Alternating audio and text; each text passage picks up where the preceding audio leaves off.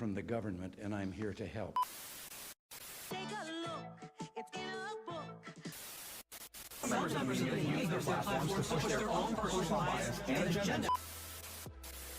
Let's watch. Figure it out. Ladies and gentlemen, I said Jokerman. Yeah. See, we're all riled up here already.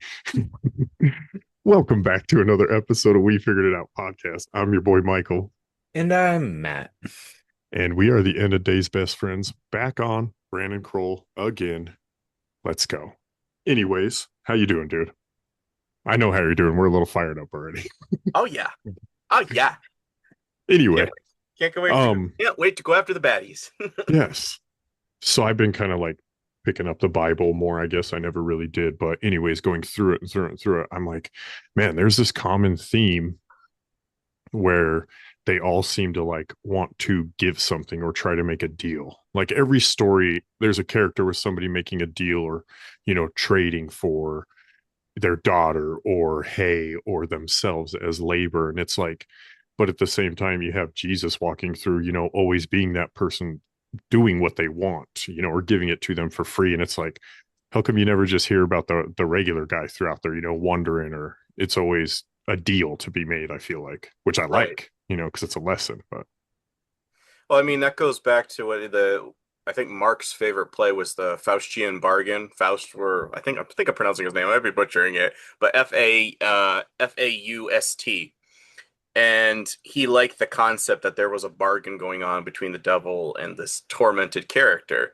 And ironically, I'm like, well, that's your favorite play. What does that say about you, who's writing this whole thing on the Communist Manifesto? So, but yeah, dude, I would argue that, or not even argue, I would agree that, yeah, it's constantly a decision battle. And it's basically, what are you going to align with? What are you going to go with as your source of getting this accomplished, or who do you seek as your guide, in essence? Because you could pick one or two options. The other one is looking to an idol, looking to usury, looking for consulting dead spirits, fill in the blank with all this stuff, and that's what God says don't do. Or there's the other one of saying you're going to be the pillar that guides my people through the wilderness. You're going to provide me manna on the ground every morning. I think. Yeah, the theme of what do you want is not something you just take out of the Bible. However, I think what they have done is they've weaponized that with a lot of mega churches, basically making that into a prosperity gospel. It's like, well, you look at this story, you look at that story, and you literally can do that with every story. However, you're looking for it as we get, like, I think it's James 4:3, you ask and receive not, that you ask amiss, that you can consume it upon your lusts. You're wanting it for the wrong reasons. The other one is saying, God, I want to do better. I want to do this because blah, blah, blah. But not my will, but your will be done, right? Mm-hmm. You're praying, but there's a little bit of that caveat of saying, God, I don't understand the greater scheme and picture, the spiritual battle going on, but I'm going to lay it into your hands. This is the desire of my heart, but it doesn't mean necessarily that it's good or it's for this time. Yeah. That makes sense. Yeah. I was like, they're always chasing something, but Jesus is right there trying to tell them too, Mm-hmm. So I don't know. Like anything they're chasing is like the wrong thing. Like 90%, like even now it's riches, like that's all everybody chases is riches, right? That's yeah, absolutely. Which is crazy too. I mean, once you get riches, I guess there's only so much to do after that. Then you just go after power. I have such like a tear with that, because we have the podcast and it's like, oh man, you could be rich and famous. But then like the more part of my heart is like, dude, Jesus was murdered over like money. You're not supposed to have that shit, Yeah. Don't. Yeah. So part of that too. I'm like, no. He was sold for the price of a slave at that time. That was the average price of a current slave. So I'm like, sold for the price of slave to redeem the slaves from their sins. I do look at Judas, though, in a little bit of a different light when seeing that, because remember, he doesn't know what Christ is about to do, that you're about to be saved through this way. And you can't go to the other side of basically saying, listen, you're supposed to punish me because the priests, because you just made the deal with those people. So what do? You have this materialism, and the best you can think of is, fine, I'll throw it on the temple floor, right? because this is Yep. the one place where God's supposed to be dwelling, and I'm going to let him know, materialism, I don't want this anymore. I made a bad boo-boo. Now, I'm not saying what he did afterwards was right, but I do have to say, out of a lot of people in the world, imagine the weight and the strain of maybe finally understanding who you destroyed, not understanding what he was about to do, but who you turned in, who you betrayed. That's putting that on your conscience. You Yeah. don't know 3 days ahead, 72 hours, what's going to happen. So the best you And- can think of is, I can't go back to the fellow disciples. They'll kill me. I can't. The priests are probably going to put a hit out on me because I Mhm. know too much. And I'm Yeah, just because I saying, worked for them. I mean, and meanwhile, some other guys just out denying that he even knew him, and he's in worse Yeah. trouble. yeah. Well, he's like, yeah, I did know him. Wow, that's really good, Matt. That's really good. He did know him, and he accepted money for that. And then Peter's over here denying him. Yeah, Wow. Wow, that's powerful. Good stuff. it's crazy. Anyway, let's get it It's going. like, Yeah. I kind of wanted to take a break from all the heavy stuff, if that's okay with you guys. Oh yeah. Or yeah. a little bit bring up, okay, what am I going to hit now? oh yeah, I remember you were talking about this last time. Lincoln. Yeah, I thought I would Nice. update it a little bit. I had a few more slides. Some of them I don't have to read the whole page. Just going to give you a little bit of a highlight of what I was reading, piecing things together. I know there's a libertarian homeschooler on Instagram, and she's over here saying that Lincoln, he was a dictator, blah, blah, blah, blah, blah. Look at this book. And I'm like, well, have you considered the other aspect that the Rothschilds really did not like him? And I'm recommending all these other books. She only wanted to hear it from her perspective inside. I'm over here going, there's a lot more to be seen, especially when you start breaking this down. You'll start understanding the influences of the KKK. You'll start understanding a little bit more just in general that the Civil War had a lot of little nuances of big events that we're familiar with, but there was things going on behind the scenes that were not talked about too much, because I dig into those books.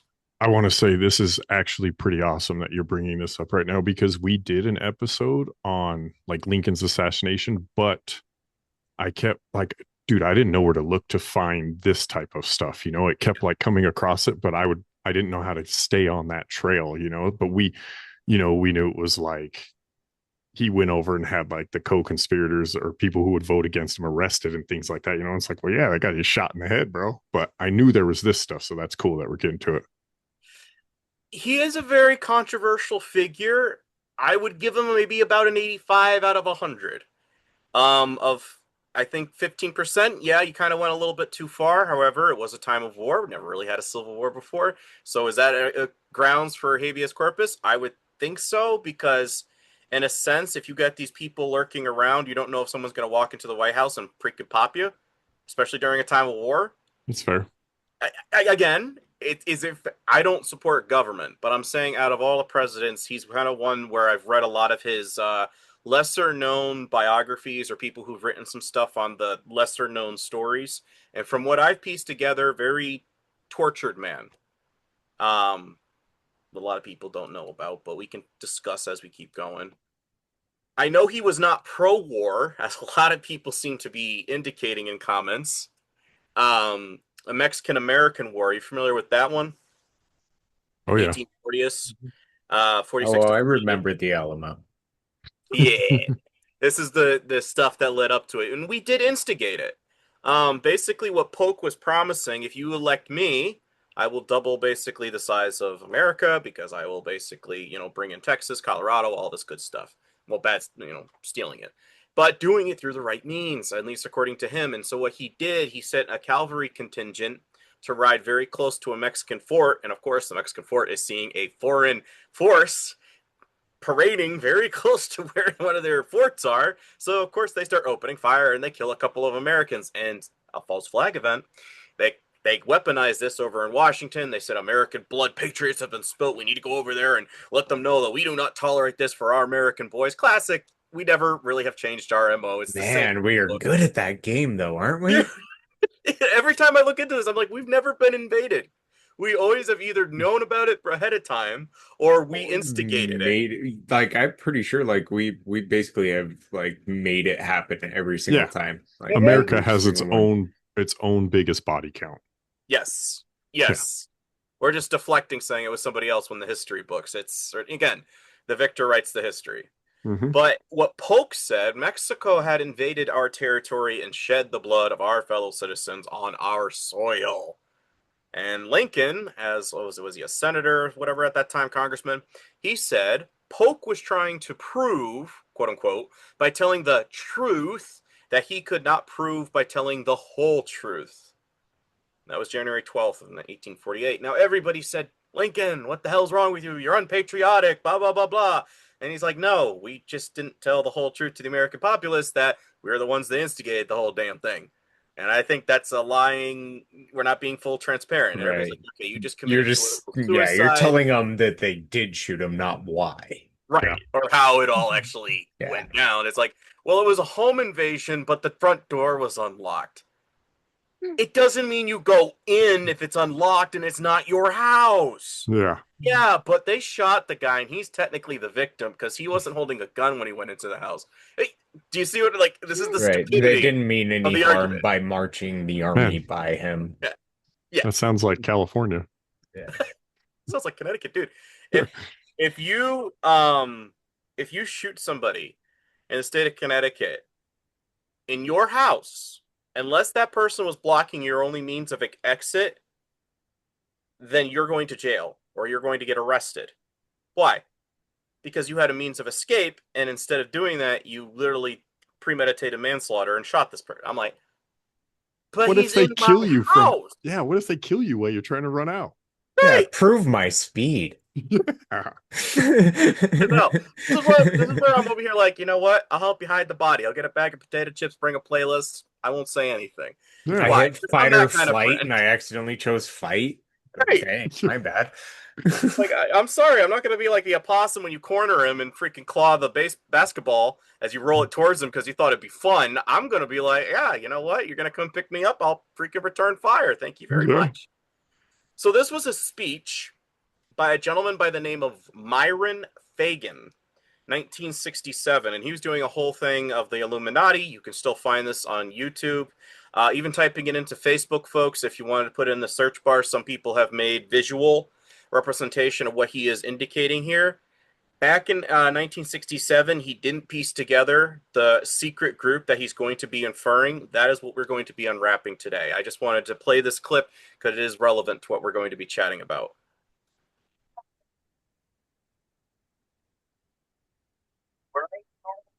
Our Civil War. The earlier masterminds had ever overlooked.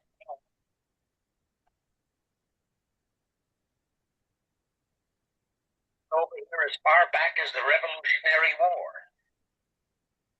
But George Washington was more than a match for them. It was during the Civil War that the conspirators launched their first concrete efforts. We know that Judah Benjamin, chief advisor of Jefferson Davis, was a Rothschild agent. We also know that there were Rothschild agents planted in Abraham Lincoln's cabinet who tried to sell him into a financial dealing with the House of Rothschild.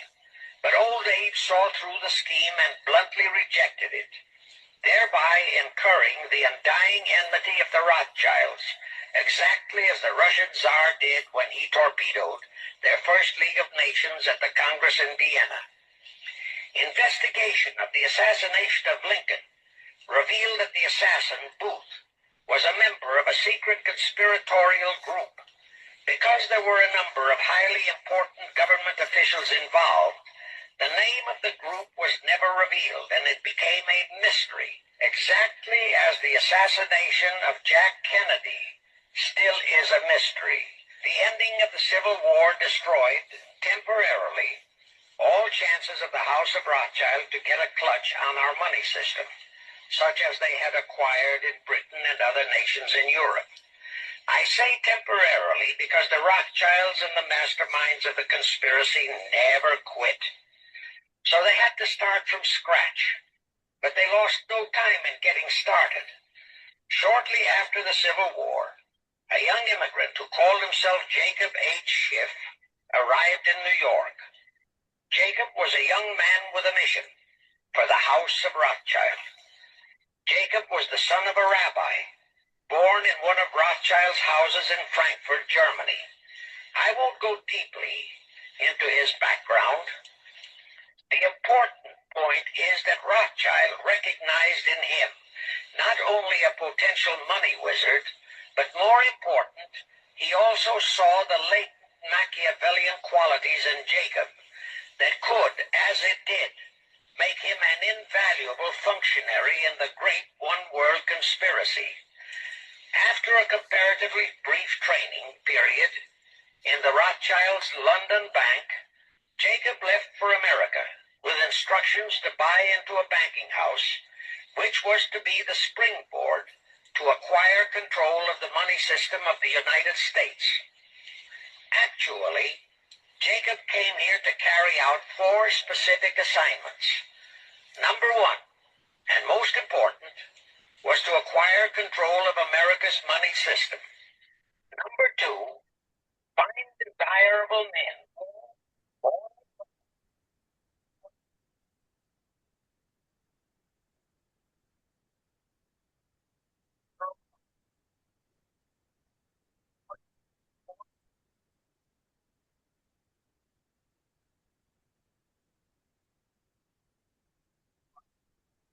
We can't hear it no more. Can't hear it? No, once it started like these riots. Yeah, of course. I said the next one is basically start riots between, or racial divisions between whites and blacks, and then finally is to annihilate the Christians and the atheists, going into the letter of Mazzini. The Jacob Schiff guy, fun fact, he was the guy that helped distribute the Schofield Bible, which promotes Zionism and dispensationalism for America. That's the same guy. That's the one in all the hotels. Yes, he's the one that helped put that all into the hotels, I think, before the Gideon Bible, quote unquote. But yeah, he was the help to distribute all of that. So I was kind of curious again. He doesn't. I would recommend when he's talking about Washington and all this stuff. No, look up Rulers of Evil People. By Tupper Saucy. That will help debunk that, heavily explaining the Jesuit control and playing Masons like puppets for, creating America to be what I would personally dub as the capital for the Antichrist. But the secret group he is inferring, he didn't have a name, I don't think, at that time, but it was the Knights of the Golden Circle. Yep. Now, as you can see, they have a little bit of that potpourri hat going on here. Little Pope of Tammuz hat. Again, that means there's a Jesuit affiliated with these guys. This is an interesting book. It's a little bit heavy read for some people. If you're kind of like, I just kind of want to get to the fun history part. It's a little bit thick, but it's worth it if you kind of want to start breaking into the forerunners of the KKK. This is a good book to pick up. But the Knights of the Golden Circle, you can see, have a very similar emblem to another particular group that we're very familiar with. Yeah. In the 40s, we're talking. Yeah, 1940s, and this is 1865. This is their little pendant, so not too much has changed. I mean, you just cut some of the stuff out. I mean, it's kind of, yeah. It's roughly the same thing. It's, again, Mason Jesuits, and we started putting medals, I think, on American uniforms. It started in the Civil War. We also, the first time we started using caskets. Oh, okay. Yeah. So we're like, that's interesting, because, again, they never tell us that stuff in the good old history book. So what was the Knights of the Golden Circle objective? Well, they kind of wanted to expand a little bit further than the 13 states that rebelled. They wanted to have an empire that extended all the way from the Carolinas to Virginia, Florida, all the way down to Arizona, into a little bit of Mexico, all the Mexican territory. They wanted to take all these small countries like Guatemala and all that stuff. And they also were having plans to basically filibuster Cuba. So the whole thing in the 1960s, Bay of Pigs, it has literally been over 100 years that they've been wanting to take that place. What's with Cuba?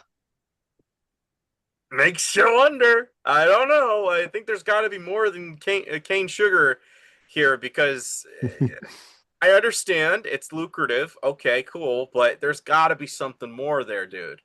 Involving But as well, Canada. hmm? Involving Canada.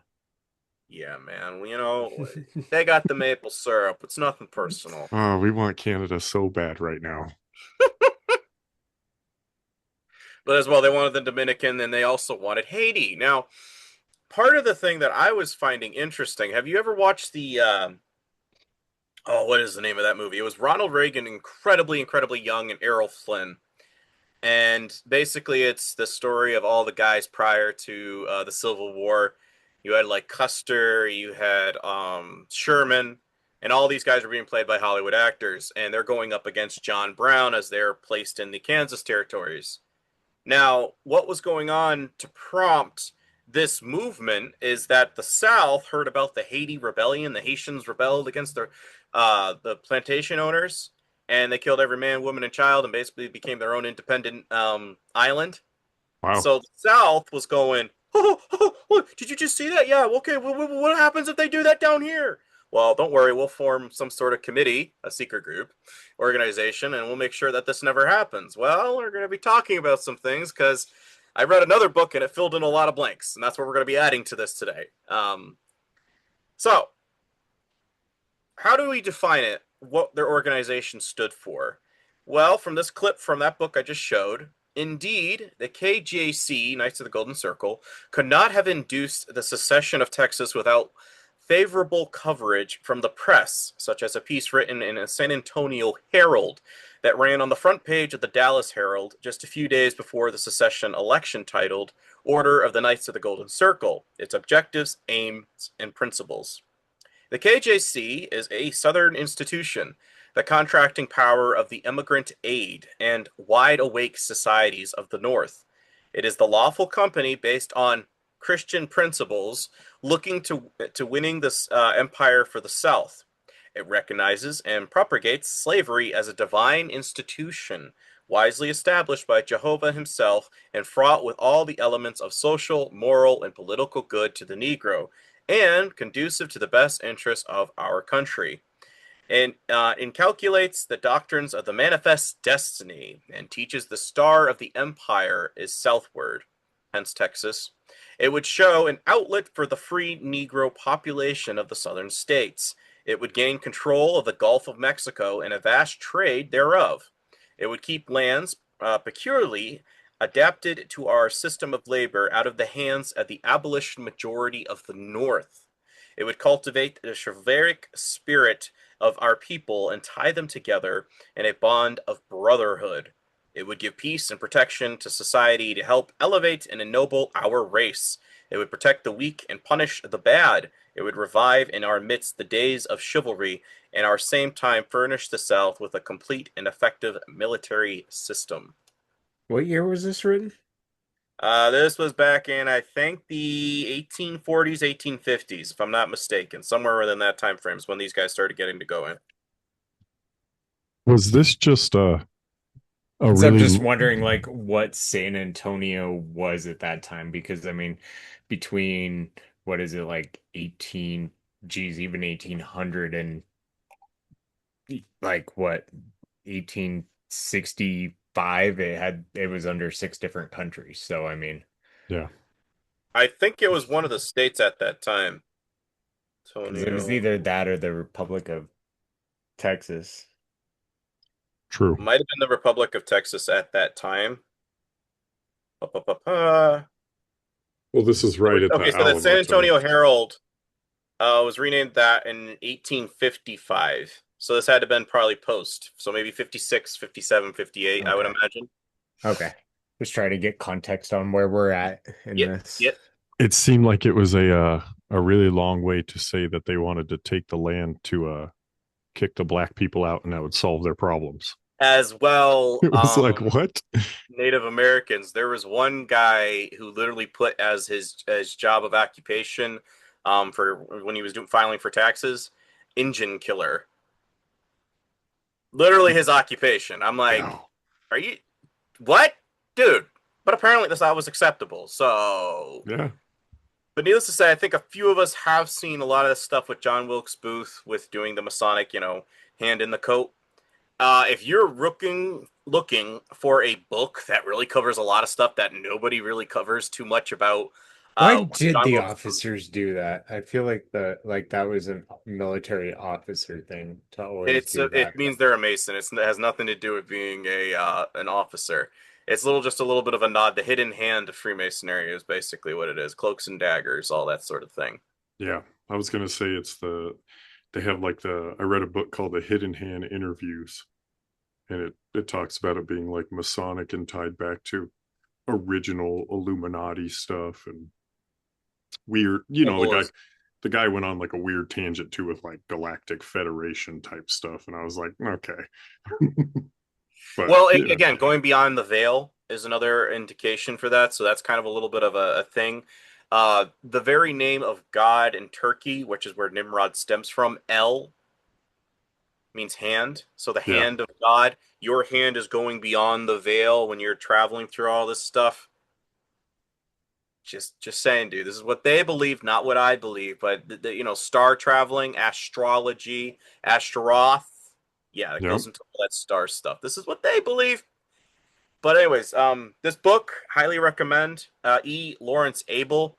One thing I did find very interesting in comparison to all the stuff that I've read, he was friends with the vice president, at least Lincoln's second vice president. What's his name? Andrew Johnson. And fun fact, when I was reading in this book, that's not touched a lot of other stuff, he actually set up Vice President Andrew Johnson with one of his mistresses. And this mistress particularly wrote Wilkes a note basically saying, I'll let you do anything to me, sexually speaking. So he took that with oh, really? What if I put some guy in your room, you leave the door partly ajar, I'll send one of my guys over and we'll dispose of him. Now, and all reading all this culminated stuff, Andrew Johnson would not have been able to come forward and being like, I was in proximity of a woman who's very close to Booth and having a liaison the night the president was shot. Yeah, that would not be good press, especially since I'm taking the position of president. So he lied and said he was under intoxication the night of the assassination, which was outright lie, even though he did have a reputation. Even during the inauguration of Lincoln's second term in office, he was completely plastered. So it was an excuse of, oh yeah, that sounds typical. But when you look into why he really said that, you're like, oh. Nobody believes too that they sent out all these people to go make, there were multiple hits that were supposed to happen. And it's like they walked in on him. That was the story. They walked in, saw he was drunk, and went, we don't need to worry about him. No, that doesn't they help would have your shot case him either. If you're like, oh, well, he was quite the drinker. Like, okay, so he was used to drinking. Yeah. So he's got a tolerance. Yeah. And that's what you're saying to me is, yeah, you nearly should immune remember. At this point. No, that's that cowboy. Then there's another thing I was reading is that even before Lincoln basically kicked the bucket, Andrew Johnson and whatever the judge at the time, they basically walked right past the house where Lincoln was at, didn't even bother to give their condolences, as it were, and they were immediately already swearing him in. I was like, you do. Yes, I think he did know a little bit what was going on. To what extent, I don't know, because again, apparently Booth wanted him dead, but then they're like, I guess we can work with this anyways. As well, come to find out, I did not know John Wilkes Booth had he was engaged. And when they found his body, some of the stuff that was on there, one was his journal. So he had a candle, I think some kind of medallion that was Catholic affiliated, which he was not raised Catholic. So it gives you a little bit of you get some Jesuit ties there, buddy. Yeah. Don't know. All I'm saying is the stuff that they found on his person when they basically went through his remains is very interesting. You don't get to assassinate a president in that way with like that much planning without being involved. Is that our dude we interviewed? Oh shit! It does look like. It looks like him. Zachary King. You know who we're talking about? No. Yeah. Yeah, he's ex-Satanist. But anyway, continue. He looks like Albert Pike. My uncle cousin, crazy. Something like that. I'm related to Zebulon Montgomery Pike, who discovered Pikes Peak, Colorado, near you guys. Yeah, that's real close. Yeah, that's an uncle of mine. And then I looked up, I said, is Zebulon Pike related to Albert Pike? And yes, they are. So somewhere along the line, I am related to this guy. So I'm Doesn't exposed surprise to me. it. Yeah, I don't know, right? Loud. Dude, when I was in college, there's the professor, and he was talking about what was he talking about? He was talking about Aaron Burr and that whole thing where he was trying to split the union. And so when I told him I was related to Zebulon Pike, he goes, "Do you know anything about his hand and possibly being a double agent to split the American Empire?" And I go, "It's a family secret." And the whole class is just looking at me like, "Oh, this should be interesting." That's good. I've actually read enough now, dude. I could probably write a small little book on connecting those dots with Aaron Burr and all this stuff. If I had more time, dude, I would love it. In a little tourist town where they like make shirts and all this, I keep forgetting to give it to him, but I found Matt. They only had his size, but it said like Burr was right. And then the back said like maybe he deserved it. I was like, this is your hoodie. Yeah, he was the grandson of Jonathan Edwards, Sinners in the Hand of an Angry God. I was like, this is a really small world. Everybody knew everybody. So anyways, this is Albert Pike. He had predicted with Mazzini, a guy who was in charge of the European equivalent of the Masons. He said the First World War must be brought about in order to permit the Illuminati to overthrow the power of the czars in Russia and making that country a fortress of atheistic communism. So atheistic communism? And communism, when you look into Marx, a book that would be great on connecting that, both Paul Kengor's The Devil and Karl Marx will explain how communism started infiltrating American universities back in the 1920s. To find out the origins connecting to the Jewish individuals, read Solving the Mystery of Babylon the Great by Edward Hendry, Hendrie. Phenomenal book. You also find out Marx's real name. It was like Moses Levi, Mordecai Levi, something like that. Levi Mordecai. Yeah, he's a really long name. But it basically explaining how he was commissioned to create this. So this was back in the 1850s. Darwin was around the 1850s. I just recently connected the guy who is the grandfather of the father of transhumanism, Julian Huxley. What was his name? There's another Huxley, but he basically coined the term agnostic. He was Aldous Huxley, isn't it? No, Aldous was his brother. Okay. This was their grandfather. He was nicknamed Darwin's Bulldog. Just literally Googling that should be for the position of finding who that individual. But he coined the term agnostic. I just found that interesting that both in the 1850s, Darwin and Marxism were very prominent things. They were not some fringe group. They were planting this out for a reason, and they need a couple decades to get things to gain traction, as it were. It has to grasp with like communism though, right? You're already kind of worthless to it. So why would you have like God or something else above it, right? You'd be like, it doesn't matter. Communism is basically usury on steroids, but it's making it palatable for the Gentile to basically comprehend and be like, oh yeah, this sounds like a great thing, because if we're all helping each other, but who's exploiting those who are telling you this is going to be a system that helps everybody with the community, right? Yeah. Elon Musk, this is a terrifying thing, and we said this last time. AI will provide universal income for all. Yeah. So digital communism. So you're just going to tell me we're going to go Bitcoin crazy, and everybody's just going to basically, share around with this, that, and the other thing. The only thing you have to do to log into your bank is give away your thumbprint and your retina scanner. Look at the Genius Act they just passed. That's literally what was in that? It's like the regulation of stable coins is what they call it, but it literally it's like, okay, you guys can trade your cryptos, right, your fake money, but as long as you let like somebody allowed make sure that there's real money to back it, and we're in charge of it. So now the government has charge of like all the back. It's literally money communism, like you said. Yeah, like I mean, it's still a default currency, right, around the world. Like even if you wanted to go from pesos to yens, you got to go to dollars first, right? Yeah, right. And then it's just like how the government's bailing out big banks when they go under. It's the same equivalent, but now we're going to do it for a citizen, right? Don't worry. Your bank account's empty. It's fine. Or your social credit score. You turn in your neighbor, and we'll give you a 20,000 Bitcoin bounty. Well, those people right? get to make the rules now too. Right. Under the Genius Act. Just yeah. both of you guys, just wait. That's how I'm getting my robot. I'm turning you both in. Yeah. This guy. He's Gotta like, get rid of him, man. He's gonna turn us in. I know. First a robot, now he wants to turn us in. That's how I'm gonna get the robot. Albert Pike also said that the Third World War must be fomented by taking advantage of the differences caused by the agitator or of the Illuminati between the political Zionists and the leaders of the Islamic world. The war must be conducted in such a way that Islam, the Muslim Arabic world, and the political Zionism, the State of Israel, mutually destroy each other. Now, if you're going by a couple other clips I've been recently seeing, they actually want Israel to get nuked. At least a decent portion, because they only want 7,000 of the top blood families to basically own the land. And what they want to pitch is basically World War III will happen. Like, it'll be in 12 minutes, then it'll be it. And they'll get rid of a good chunk of the population. And it's basically going to be, we're all going after Islam. Then suddenly it's going to be, wait a minute. Why am I attacking you when we both realize that Israel is the real enemy?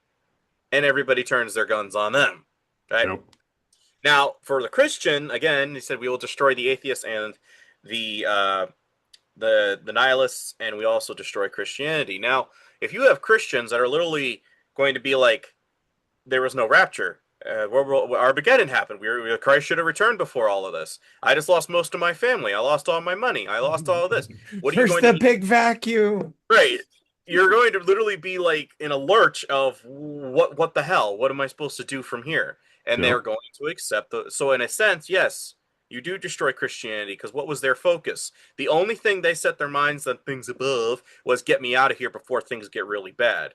Mm-hmm. For the most part, like we were saying pre-show, it's materialism. What can I get before I leave? Yeah. Right? Woe to those. Yes. Mm-hmm. Yes. And that's what you want. You want materialism. Now, are you gentlemen familiar with Mr. John Brown? No. No? What about you, Matt? I don't think so. I know a guy named John Brown, but it's not that guy. He's much younger. Not that guy. He looks a little bit. And this is a quote. I found it interesting. It was on an Anarchy page, but then I was looking a little bit more into John Brown and this book I was reading, and I was like, controlled opposition.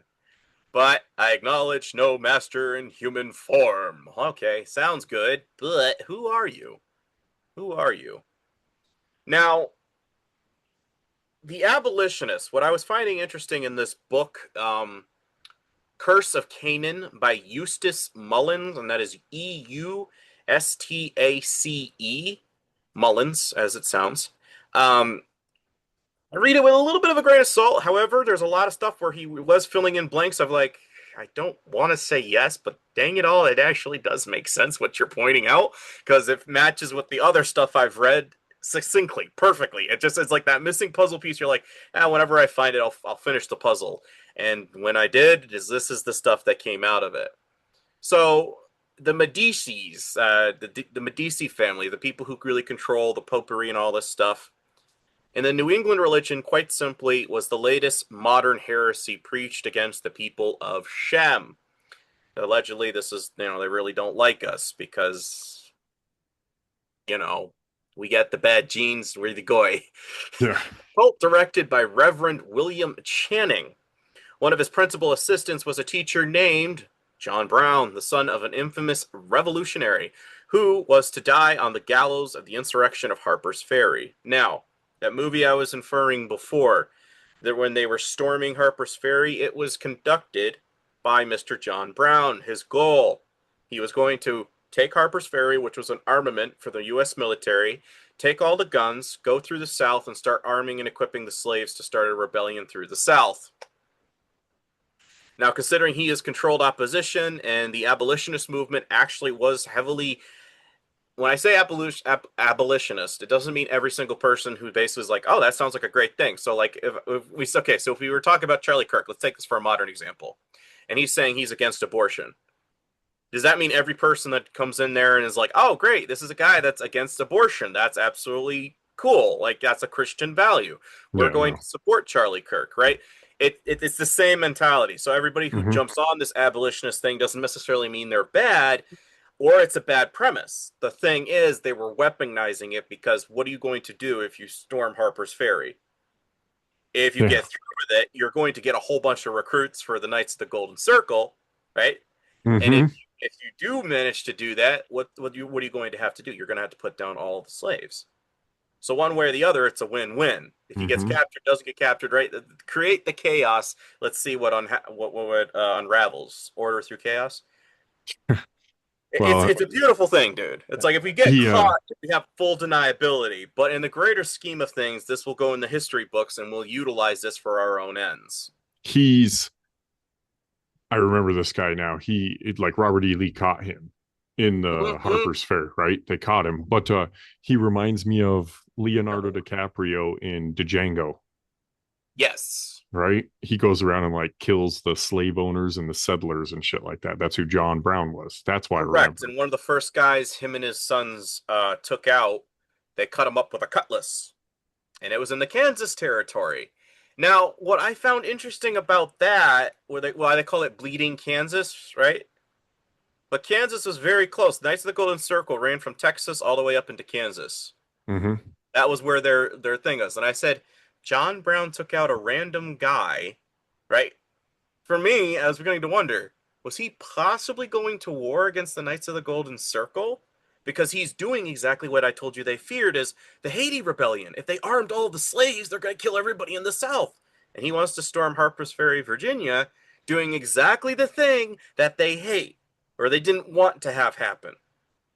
I just found it interesting. I don't have solid proof to pinpoint, but Your Honor, if I'm presenting a case of allegedly, there's a plausible cause here of my, not the client of as the prosecutor. I'm just saying there's a plausible case here to be made that he had motive to do this, and or it might be extenuating circumstances worth considering.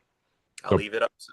I just Googled it. The Potawatomi Massacre in Kansas. He killed 5 pro-slavery settlers and believed it was divine justice, is what he said. Which, again, as a Christian, we do not. I didn't even know that was a thing. No. And fun fact, when I think it was actually this book, John Wilkes Booth actually went and met him. And he was there and present for his execution. And so John Wilkes Booth, basically, he was walking around in Virginia doing his acting gig, and there was basically an immediate, we need a militia Minutemen because we have John Brown. We have him locked up. He just tried to storm Harper's Ferry to release all the slaves. We need a militiaman. We need militiamen. All right, any volunteers? Because if he escapes, or like the South, his abolitionist friends, they let him go. He'll become a martyr for their cause and all this stuff. So we need a lot of guys to come down here. And without skipping a beat, without putting in his 2 weeks notice, he hops on the train. Doesn't even have a uniform. Says, I just want to go down there. I want to volunteer. And he got a chance, and he talked with John Brown. He witnessed the death, and one of the things that he said after he saw this says, if I ever have a situation like this, I'm not going to go out like that. He was very taken aback by watching a man hang, especially John Brown. If Booth was involved, and John Brown was after Knights of the Golden Circle, maybe that's why Booth was there, because they were like, hey, go make sure this guy actually gets hung. Hits home. Maybe he was a messenger, and that's something that they don't cover. Maybe it honestly was at that time, though, from what I'm reading, I would throw out a little bit of a conjecture that he wasn't recruited just at that time. That's just my 2 cents from what I have been reading. I could be wrong. I will throw that out as a possibility. But even then, John Brown was not afraid about dying. So the mission was completed, whether, most people don't even know about him. But what did we get through all of this? It instigated a lot of the forerunning of the Civil War. Yep. Yeah, so, forget talking. Let's just go to violence. Right. Yeah. So he's taking out entire families, John Brown's orgy of terrorism. The Cashapp Bank later provided $57,000 for John Brown's military expenses. So he was being funded, a full-armed, funded terrorist. Literally, that's what it is. It's Oh, trying to establish order through fear Does tactics, bank mean right? you own it back in those days too? Was that you? What? Beginning Was part? were banks like still owned by the U's back in those days too? Yes, I that's was what we're wondering tying that. this So That's a all. I good was like, question. yeah, Yeah. Yeah, okay, because we had that clip where he was talking about. I'm going to be explaining how that all Hmm. connects to modern money and stuff. Okay. gotcha. And I'll I throw out heard it more in that clip recommendations. too. Yeah, I heard It's that like clip and I when was I like, see bank, I just see that word now. I'm Thank just you. kind of Well, a the book words you are might like. interchangeable. A book you might like on that, or both of you, Usury, and that's Usury in Christendom by Michael Hoffman, and that'll explain the money lenders that Christ was flipping the tables over in the temple, explaining out throughout history, people have given quotes that one of the worst crimes of all of humanity is usury, charging interest on money loans. The U's don't do that to themselves; they only do yep. that to employ, but they have flipped empires by doing that. And in Thessalonians, it says that part of the elements of whatever the thing of the beast is already here. What is that? Coinage, materialism, money, security, right? Whatever you Yeah. put in your bank, right? You're more Just, concerned about what you put in your bank as opposed to what you let go through your mind. yeah, the thing we talked about at the beginning, the stuff that cost Jesus his life. Thank you. Yes. Hmm. So that's literally the epitome of spiritual, or you want monetary, right? Which when push comes to shove, like the rich man, when he comes to approach him, he says, "Well, I've already been obeying all your laws, but much more could I possibly do? Can you get rid of your coins?" Yeah. Had to walk away. Had to walk away. And again, maybe he could even said, "You don't have to get rid of all of it, but if you could get rid of 90%, right?" Yep. Again, the guy answered the question by walking away because he's basically said, "I wouldn't be able to even get rid of any of it." Yeah, you can't get rid of none of it. Right. And that's Um, where, in contrast, it's like I'm willing to give up family, friends, and finances. Why? Because the truth is most important. Your soul. I care more about your soul than I do about your fleshly experience. Like, come on, yeah. like eternity's talking here. Yeah. Yeah, you can eat ramen every night rather than In-N-Out burger or something, it's fine. This reminded me of my college days. um, Um, Speaking of numbers, $57,000 would roughly be $2 million in 1827 to finance a military. I was just gonna what about ask that. 1850s? I think is when John Brown was active. Okay, let me see here. That's got to be probably 2.5, maybe 2.3. It's pretty close, I bet. That's Google's still good for transferring numbers, right? Yeah, yeah. In 1850, actually, it's only roughly 1.925. But even still, my- back in that day, that's not Yeah, too that's bad. a lot of Let's money. let's say you have 100, 200 guys riding around with you, and not everybody's on a salary. They're just give me a gun, give me some food, Mm-hmm. because you believe in the cause. That's the beauty $50. of, yeah, right. Here we'll give you some money once in a while to go into town. But again, if you're a strict, ardent guy like he was, I think he ran a pretty tight ship, right? Because you can't afford loose lips. Loose lips sink ships. Yes, All that sort of thing. So the especially in counterbank, assassinations. yeah. There is no record that it was ever repaid or that any attempt was made to collect it. It was a donation. Other financial supporters of John Brown's included John Murray Forbes, a wealthy railroad builder. His mother was a Perkins, who served on the Republican National Committee. Between 1827 and 1843, actually, maybe you're right, maybe it was 40s, the plans of the conspirators received a temporary setback with the emergence of the anti-Masonic Party as a national force. Now, are you familiar with the Captain Morgan scandal in New York? No, only the So, roughly booze. around 1827, 1826, something around this time frame. You can do a quick little Google peruse. This guy basically wrote a book. He was a former Mason, tries to expose everything that was going on in the Masonic lodges. Of course, you're not supposed to do that. So basically, he was brought to a jail. A whole bunch of guys break in. The sheriff either was not there or he basically turned him over basically for nothing, doesn't put up any resistance. They took him out in the middle of the night and he was executed. Allegedly. He just disappeared. shit. Nobody knows where he went, He but killed himself. yeah, right, he Epstein himself. Yes, so basically that prompted a whole bunch of people going, okay, so if these this society is this ruthless, willing to kill people, and they're in our politics. We need to get them out of here. So the anti-Masonic Party basically started to emerge. From its outset, the anti-Masonic Party was handicapped by its inability to penetrate the shroud of secrecy, which veiled every act of the conspirators. Try swinging at shadows. You don't really know what you're swinging at. Hence why I always tell people, what is Satanism? Well, it's paganism. Well, what is paganism?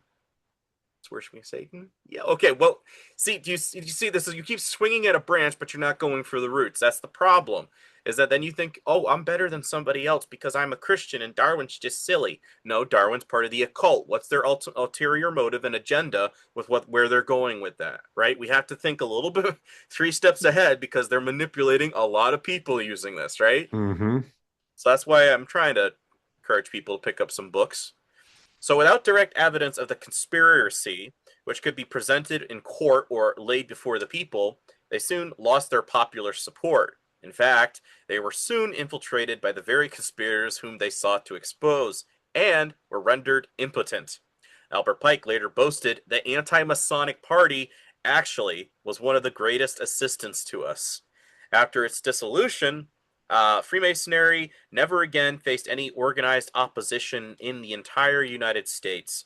Those who mentioned this subject were quickly discredited as poor, overwrought fools or a paranoid know-nothings, and that was a party that Booth was originally a part of. Basically, they were very anti-Irish, if I remember correctly, or the Irish were part of it. Look into the Know-Nothing Party, but anyways, Booth was originally a member of that political party, and they were very known for basically hit-and-run tactics and then being like, I don't know what you're talking about. I didn't touch anything. What are you talking about, man? Sounds kind of familiar today. Yeah. Dude, nothing changes. There's just different terms. During the Mexican-American War, I remember that they were very much on, like, they would straight up switch sides. Yes. On us. Like, the Irish were pretty anti-American for sure. Well, because they were, as I'm going to touch it here, they're very close to touching on with the Pope. Whatever the Pope says goes. We were racist towards them, even though now they aren't even a race. We did start it. Part of it is because of their paganism background. The second part is because of their Catholic background, right? So we kind of had a double whammy against them because, well, are you Catholic or are you pagan? Well, it's just Ireland in general, and that's why I don't like you. Sucks, but I don't know, dude. At least we're honest. Yeah, you got to be transparent. In most cases, they are quickly consigned to the nearest lunatic asylum in Elas Soviet communism's handling of its dissidents. Very similar to the Turning Point USA guy that just got arrested for asking questions about the Israeli-American flag. Yep. That's in the big, beautiful bill. You can remove funding and arrest religious dissidents now again. It's like, what? Seriously? Yeah. Yeah, you can remove their funding and all that stuff if they don't agree with, if they're deemed like terrorism or, things like that. Dude, this is why I can't join a 508 church, whatever thing, because some guy was making me the offer. I'm like, if I do that, though, I'm then becoming the thing that I'm telling people I don't want to be, because I want it to be funded by the ecclesia, not by, some charity, bank, government program thing, right? Yep. So, the Senate ordered John Brown's arrest in 1860. He had been a principal. Who were they? Samuel Howe and his wife, Julia, founded and edited fiery anti-slavery newspaper, The Commonwealth. Like so many of the Canaanite agitators in the United States, Gridley was descended from a Calvinist revolutionaries. His ancestor was an officer at Cromwell's army. John Ward of Gloucester was later fled to the United States to avoid punishment for his atrocities he committed under the banner of Cromwell. Franklin Benjamin Sanborn was a leading disciple of Reverend Parker and Ralph Waldo Emerson. The Senate ordered his arrest in 1860. He had been the principal agent for John Brown in New York since 1857. George Luther Stearns married into the Train family. He was the leader of the Free Soilers and the anti-slavery agitators in the state of Kansas. Their depredations gave rise to the term Bloody Kansas. He donated large sums of money to John Brown and bought a farm for the terrorist and his family. The chief agent for the Stearns in Kansas was Martin Conway. Originally from Baltimore, Conway was sent to Kansas to lead the Free State forces there. He later became the first congressman from Kansas. On October 11th, 1873, he fired 3 shots at Senator Pomeroy, wounding him. Conway was taken to St. Elizabeth's Hospital, where he was judged hopelessly insane, and he later died. And Harriet Beecher Stowe, that was the connection there, the lady who wrote Uncle Tom's Cabin. Yeah, all these people were controlled. But what do we hear in the highlights of America? Oh, look at them. They were being anti-slavery. That's such a good thing. But they were it's kind of like the incident where they're over here saying, quit poking the beehive. But then when they're filming, they're only filming the aspect of what happens post the fact that this person was poking the beehive. Yeah. Well, you got stung. Right. Like, what did you expect was going to happen? Yeah. Anyways. Constantine Gnostics, the Godfather, anti-slavery campaign of the United States. The abolitionist propaganda caused widespread resentment throughout the South, and on December 16th of 1835, the state of South Carolina issued a formal resolution on the matter, resolved that the formation of the abolitionist societies and the acts doings of such fanatics, calling themselves abolitionists and non-slaving holding states of this confederacy, are in direct violation of the obligations of the Compact of the Union, dissocial and incendiary to the extreme. In 1835, South Carolina used the term common until after the outcome of the Civil War. A confederacy of the states associated under the provisions of a compact, the Constitution of the United States, the abolitionist propaganda did not constitute a direct invasion of the southern states, and as such was an undeclared state of war. It was also, as the South Carolina resolution pointed out, a direct violation of the terms of the compact. Nevertheless, this violation of the terms of the compact, invasion of the propaganda, the invasion of propaganda continued until it was last followed by the direct military invasion of the Civil War. So basically, we're not going to actually pull guns, but we're going to get propaganda and pamphlets and this thing and that thing, and we're going to make people start thinking, so it's going to basically start problems. Yep. Especially some of the slaves who might hear some of this, and then they'll be like, get the idea, we got to run away. Now, is that a bad thing? No. However, when you're going against state rights, which is what they classically laid out for us so that this problem would ignite, and they would have a reason to have another war, right? They knew what they were doing. Oh, yeah. Yeah. All right, let's see. Chief Justice Scott. Let's see. Can I skip that? Oh, yeah. After the Dred Scott decision, which was a trial that took place back in the 1850s, events moved rapidly toward the actual military confrontation, with the Knights of the Golden Circle taking their places throughout the southern states. John Brown then attacked Harper's Ferry, an incident which was intended to set off a slave uprising throughout the South. The anticipated popular revolution failed to materialize, and Brown was captured and then hanged. To this day, he remains a martyr in the Kabbalistic circles of New England. The fundamentalists and their ideological leader, Ralph Waldo Emerson, wrote, "He makes the gallows as glorious as the cross." Emerson later promoted John Brown as a new saint in the calendar. He's kind of like a Charles Manson, too. Somebody, this like writer trying to does make all not this like helter skelter happen, you know? Yes. Yes, exactly. Yeah, they've called him a terrorist, and they say he's only liked by Kabbalistic practicers. It's like, what? He was just killing people who were owning slaves. Allegedly, but it's kind of it does make you wonder, because when I did this episode with somebody else, he was talking about a lot of the secret societies that were funding what he was doing. So it does kind of make you wonder. Yeah, the people who are funding him, right? Follow the money. That's a good point. Right. And that's all what I'm asking, especially when I'm asking people to. So who is he really offing then when he's going and taking out these settlers and slave owners, right? Right. It's like, technically, what is he doing? Is it so is it morally and ethically good to free slaves? Yes. Is it right for a Christian to draw a sword in order to get this accomplished? No. But what did that prompt in the American mindset? Yeah. There's a different motive. Right. There's a moral reason to pick up a gun because we freed the slaves, blah, blah, blah, blah. Now, I'm not, again, You can start hashing this all out, but doesn't this create a huge moral dilemma if Christians should pick up a gun and not pick up a gun? When should we do it and when shouldn't we do it? And now we have it in our mindset, well, it was a Republican cause and it was keeping the Union preserved, right? So it keeps cementing the aspect of, well, we were the good guys, right? Because we picked up the gun for the right thing. So then you start presenting something to somebody saying, well, communism is all obviously the antithesis of evil, right?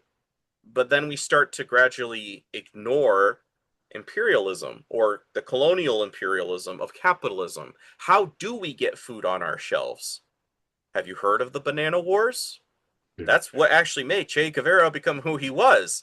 He saw the horrors of what capitalists were doing, invading his country to make sure that they were able to extort bananas to put on American shelves. So if capitalism is doing this to your country, what are you going to look to? The opposite, right? Because you want to oppose that. So I'm not saying that this is, I'm not condoning, but I'm saying the elements of what we instigated.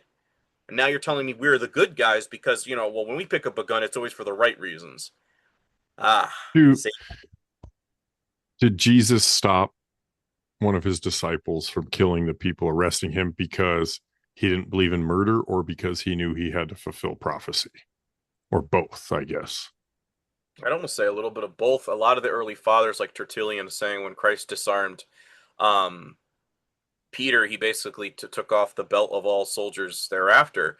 And this was that was a lot of the stuff. Caesar and the Lamb is one book I was reading. Another one is by a guy called Sider, Christians in Military Service, and what's their thoughts on, what do you call it? Death penalty. Sorry, I was trying to get it. But basically, what were the Christians' thoughts on that? And dude, after reading it, you're kind of convicted going, so the first 300-something years of Christianity, we were kind of, for the most part, yeah, we can't do this. And there's a lot of the acts of the military martyrs. It's a $200 book now. But a couple of the stuff that were inscribed in these books, a guy was like, I've been serving Caesar and Christ at the same time for the last 20 years, and I've been doing this wrong. Well, it's like, if you turn this in now, we're going to execute you. Yeah. And that's totally fine by me because I come to the conviction I can't do both of these things at the same time, right? Yep, can't be and I lukewarm. respect, right. And this is where some people don't understand when I'm posting all this stuff on Instagram. I'm going, yeah, I respect a veteran that can finally wake up and say, I was used. They used me, right? They gave me the wrong narrative. They told me I was doing it for this, and they lied to me. It's like a relationship. She was really bad influence in my life. Yeah, and it was a bad phase, but I learned a lot from it, and now I'm having my own kids, and I got in a new relationship. It's healthy now. Mm-hmm. I respect a veteran that can come to that conclusion because why? Governments use us. And I hate when people are being used and abused, right? Yeah. That's the way I see it. It's not from, no. And then again, even the uniform. I don't respect uniforms. I respect per individual. Why? Because anybody can wear a uniform. I want to know who you are as a person, right? Uniforms signify authoritarianism, and conformity. You become one. I hate authoritarianism. Like, I think that's the worst. Yeah. And especially coming from men, like, men are the worst leaders. Like, you gotta get oh boy, shit done. We're gonna go down that route. But yes, as Day and the other observed and had reported, the slaves were leading very comfortable lives. After this tactic failed, it became obvious that the conspirators that were actual military invasion was the only solution to their campaign. The merchant bankers of New England, who were directly controlled by the Rothschilds, were now instructed to finance a military attack against the South. Their instrumentality was already well known, the terrorist John Brown. He was financed by a group famed as the Secret Six, which was composed of Thomas Wentworth Higgins, Reverend Theodore Parker, Dr. Samuel Gridley Howe, married to Julia Ward from a wealthy banking family who later wrote the Battle Hymn of the Republic, and Franklin Benjamin Sanborn, George Luther Stearns, and Garrett Smith. Smith had been John Brown's first financial angel. He was the son of the business partner of John Jacob Astor. Are you familiar with that kind of individual? Everybody's somebody's friend, right? You know what I'm saying? You see how small this group gets to, and you're just like, wait a minute. Yeah. So, the Masonic leader, his mother was a living East India Company and the opium trade, the British intelligence. His mother was a Livingston who was related to the Masonic leaders, Edward and Robert Livingston. Smith was the largest landowner in the state of New York, holding 1 million acres, which included land he had given to John Brown in 1848. Smith's total contribution to John Brown's military raids and other radical causes came to more than $8 million, a tremendous sum in those days. Reverend Theodore Parker typified the religious inspiration of the abolitionist movement. His mother was a Stearns, and he married into the Cabot family. He was educated at Harvard Divinity School. He became a leading transcendentalist and Congregationalist minister. He was always an activist in the Masonic tradition.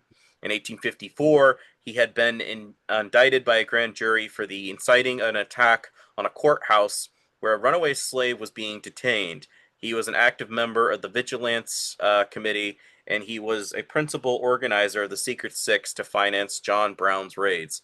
He later became an expatriate living expatriate living in Europe, and he died in Florence, birthplace of secular humanism. That's crazy.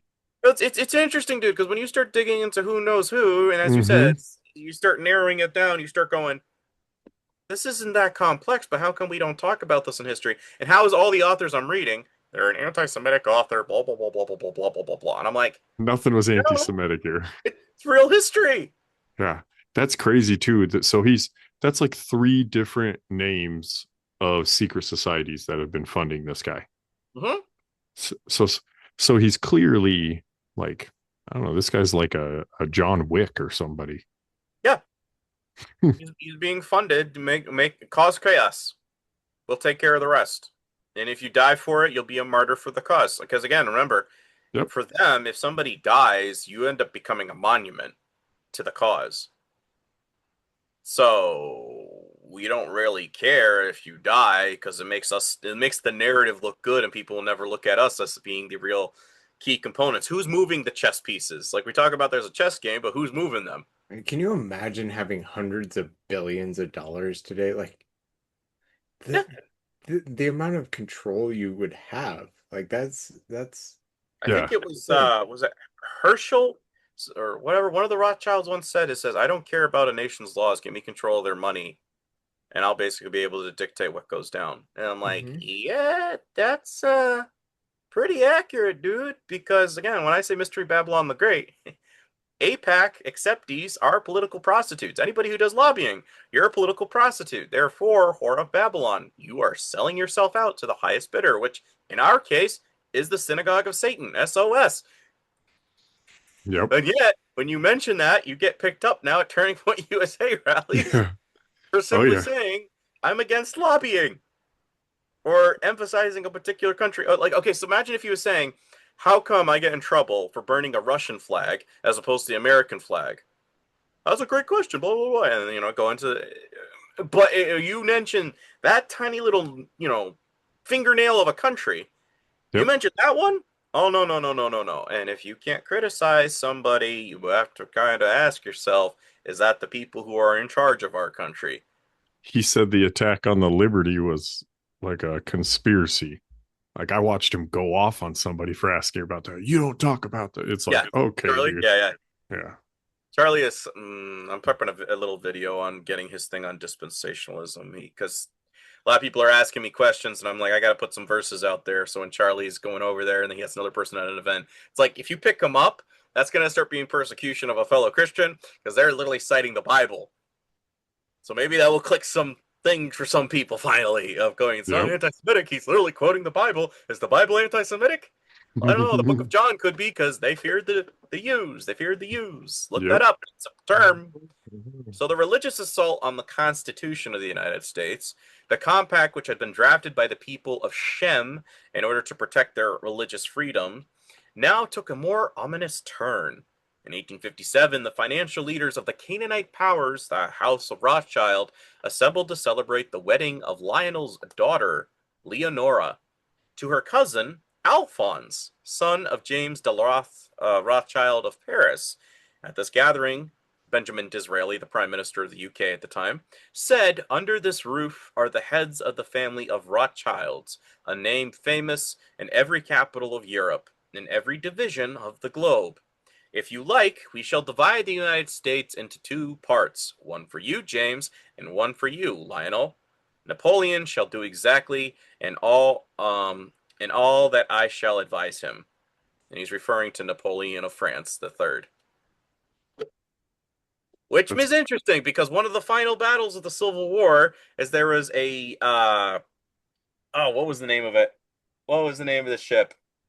It was a slave ship, and basically they went to France to basically provision the ship, fix it up, and all this stuff.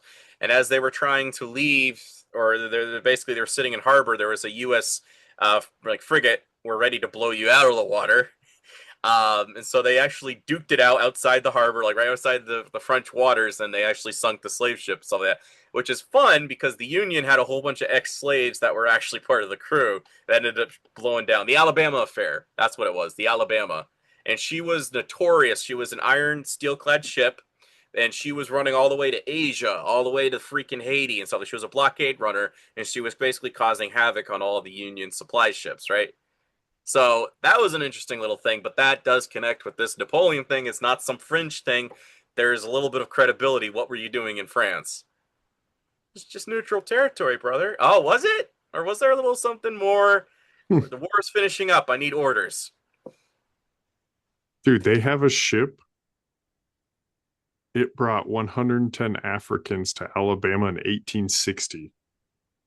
And that it was banned in 1808, the slave trade, the transatlantic slave trade. Mm-hmm. And it said they burned and sunk it to hide the evidence, and it was found again in 2018. Interesting.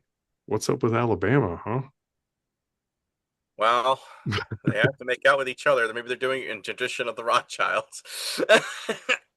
Weird. But this does connect. So you were banning imports at that point? Like it wasn't illegal to have slaves. It was just like you can't be importing.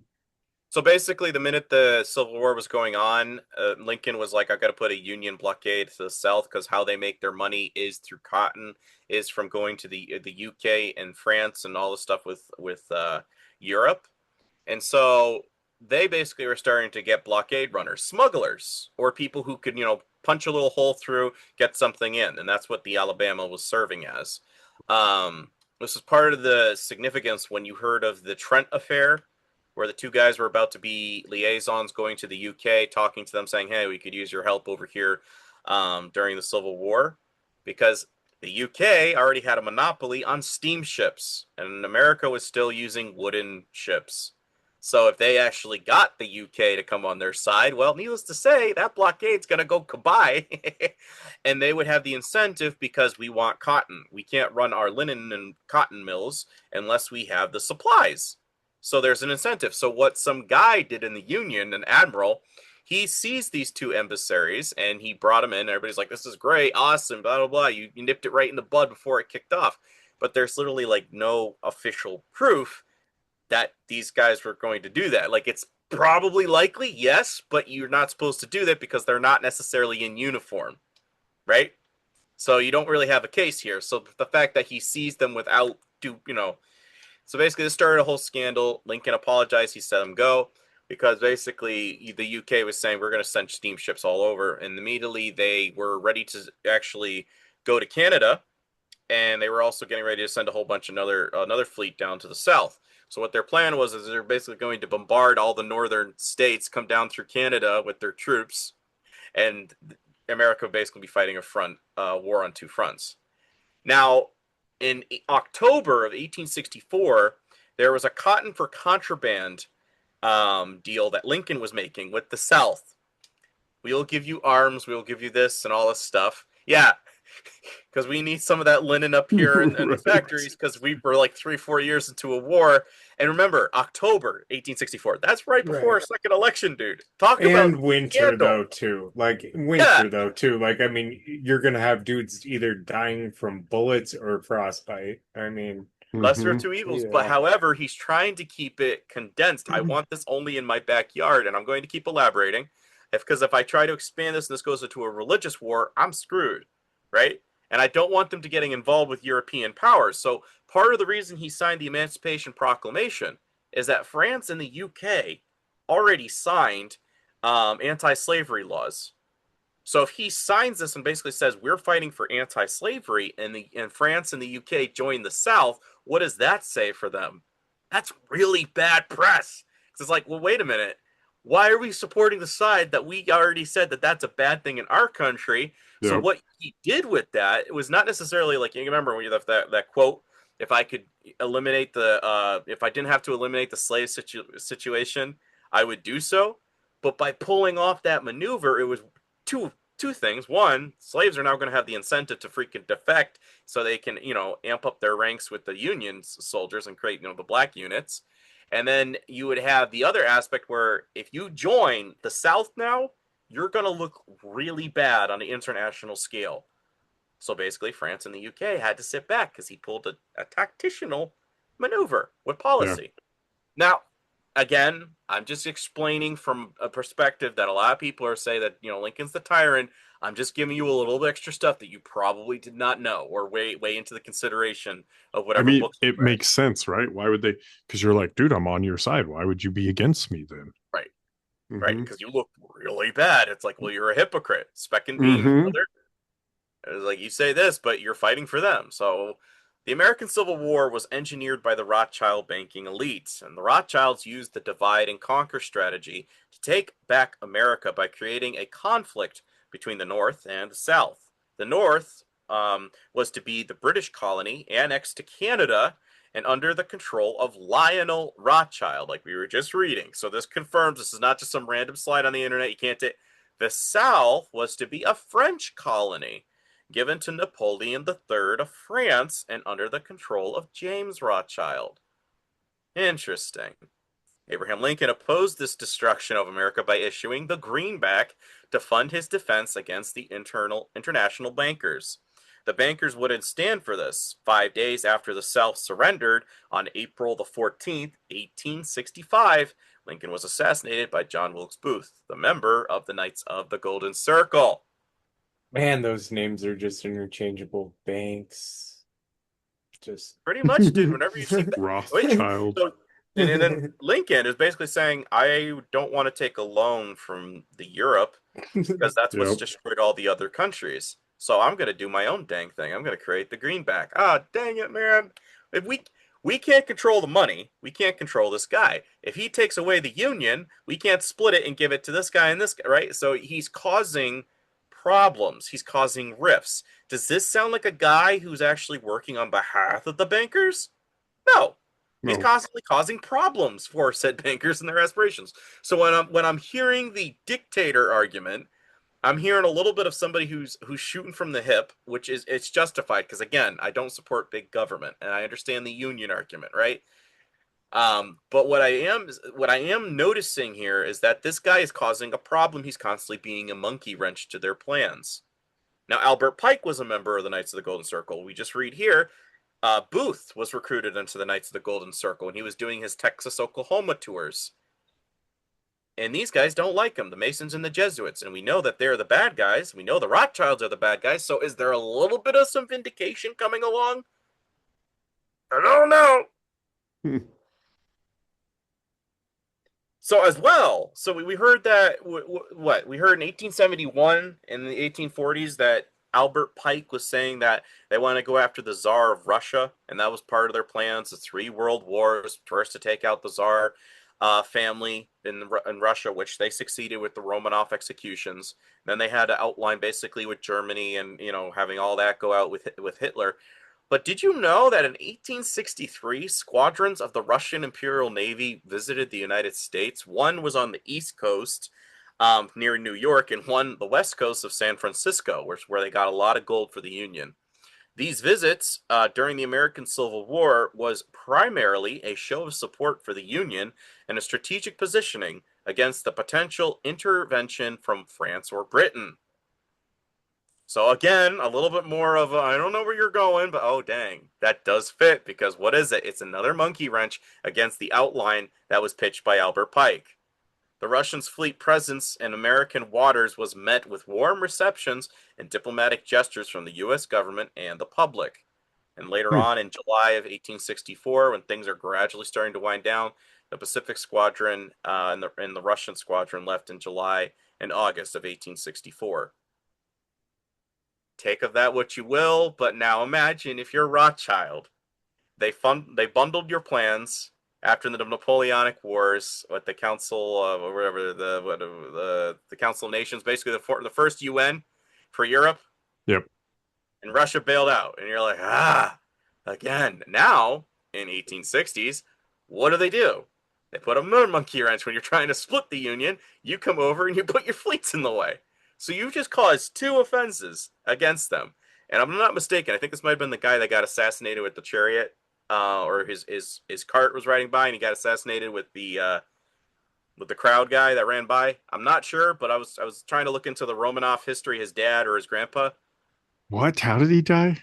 And even if it was him, Well, there was some kind of chariot buggy thing, and they tried to kill him with like a bomb.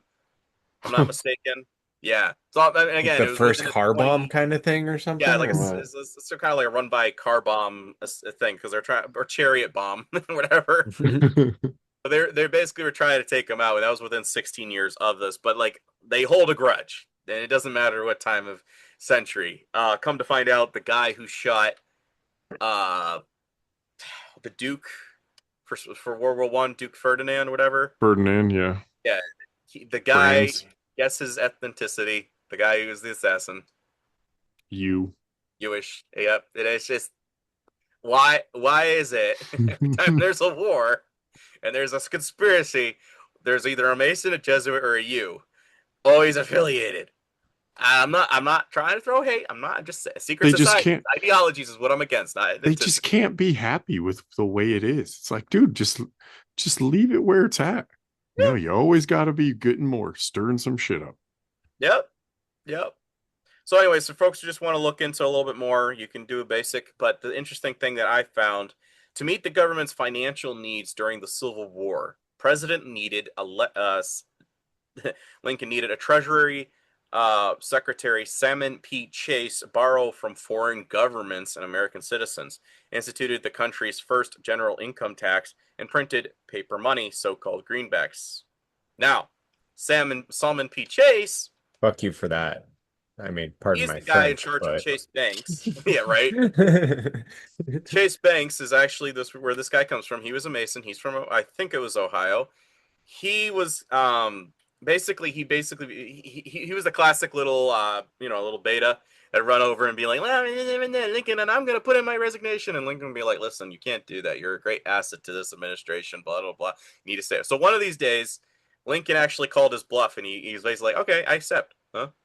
He was always trying to do this because he was trying to just basically, state that, like, I have an opinion and it needs to be heard. And then one day Lincoln actually called his bluff. And then when Lincoln needed a new, what do you call it? The federal judge, what do you call the top judge? Supreme, yeah. Whatever, the top justice, the Supreme Court justice. Supreme Justice, yeah. When he needed the guy to be the new head of that, he picked Salmon P. Chase. And this is the guy that walked by with the vice president and basically swore in Andrew Johnson before Lincoln even drew his final breath. This was the guy's house, I think, if I'm not mistaken. They went to his house for it. And I'm like, you little douche. Masons don't care about people. They just want the agenda to keep going through. They let him, after they assassinated Lincoln, they had a Masonic ritual, swearing in the White House with stuff. Yeah. And I think it was twice. Once was it 67? I think one of them was 1867, and I can't remember the other date. But when Albert Pike basically was pardoned by Andrew Johnson, the second time Albert Pike went to the White House was when he was basically initiating Andrew Johnson to be the 33 degree Mason. Yeah.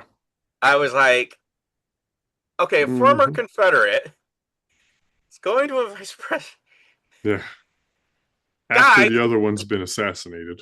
Right. I would love a book on that because I would really would like to find out what went down in a sense of like they're probably in secret as well, but whatever. But as what Matt was saying earlier, when we went down to Mexico City after the Mexican American War, Grant was there, Lee was there, a whole bunch of other guys, and they basically formed a lodge in Mexico City and took an oath. So granted, some went to the south, some went to the north. Yes, are politics still a thing between north and south? Yes.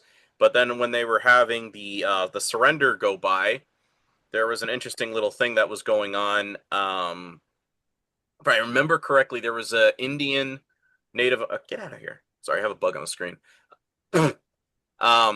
There was a Native American gentleman basically that was present, and Lee was a little bit apprehensive, and he was looking at her like, "What was he doing in here?" He says, "Don't worry, he's one of ours." Basically, because they were about to do some Mason stuff. What again?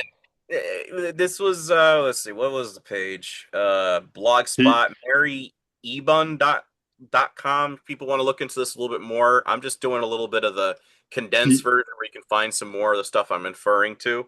He was worried they didn't want Indians to be like Masonic. Yeah. He was a little bit apprehensive, but once he found out he was a Mason, he was like, all right, I'll let it slide. Yeah. I was like, wow, you little prejudiced piece of crap. Like they were here first. Yep. Yep. Another book that you might want to pick up, Michael, if you're interested, a whole list here. You can play it back when you're doing all your stuff. But Rome's Responsibility for the Assassination of Abraham Lincoln by Thomas M. Harris. This guy was one of the leading prosecutors / a detective after the post-Lincoln assassination. He came to find out that a lot of the conspirators had some Jesuit Catholic ties, and he wrote this book back in 1885. Yeah, very worthwhile pick-up read. You can get it for like $12 on Amazon, if I remember correctly. You can't go wrong with that kind of price. Yeah. As well, I found out in here is that 1867, we passed legislation in the United States Senate.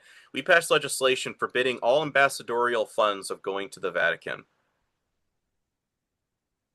Now, why I found that interesting is, like I said, I'm going to be connecting this to the Jesuit Masonic Alliance. Why I found that interesting is that we didn't reverse that until Lincoln went to go visit the Pope. Sorry, Reagan. Really? Yeah. So did we back pay him? So next episode is Reagan, huh? Yeah. Right. Well, Reagan was big time into this, dude. He became Young Grove. Yeah, not. He's painted very much in a. Yeah. Anyways, but yeah, the only country that did not send their condolences once Lincoln died was the Vatican. Everybody else apologized. We're like, oh, wow, we're sorry to hear about America's never really liked the Vatican except for Trump, though. I mean, what about Biden? I never really paid attention to Biden. He was a Catholic, kid. Was he? So is JFK. JFK is... I feel like that dude was a movie character, like just made up. Dude, his dad, yeah, when you look into his dad, he literally was buying all the positions for them. The interesting feud, though, between him and Johnson, well, what was the first guy's? It wasn't Johnson, the guy that took over after JFK? What was his first name? No, that was before. Not Lyndon, the other Lyndon one. B. Johnson. No, wasn't it Lyndon B. Johnson? Because he was buddies with the guy from the FBI. Yes. Yeah, Lyndon B. Johnson's right. Yeah. And then it was after Lyndon, wasn't it Nixon?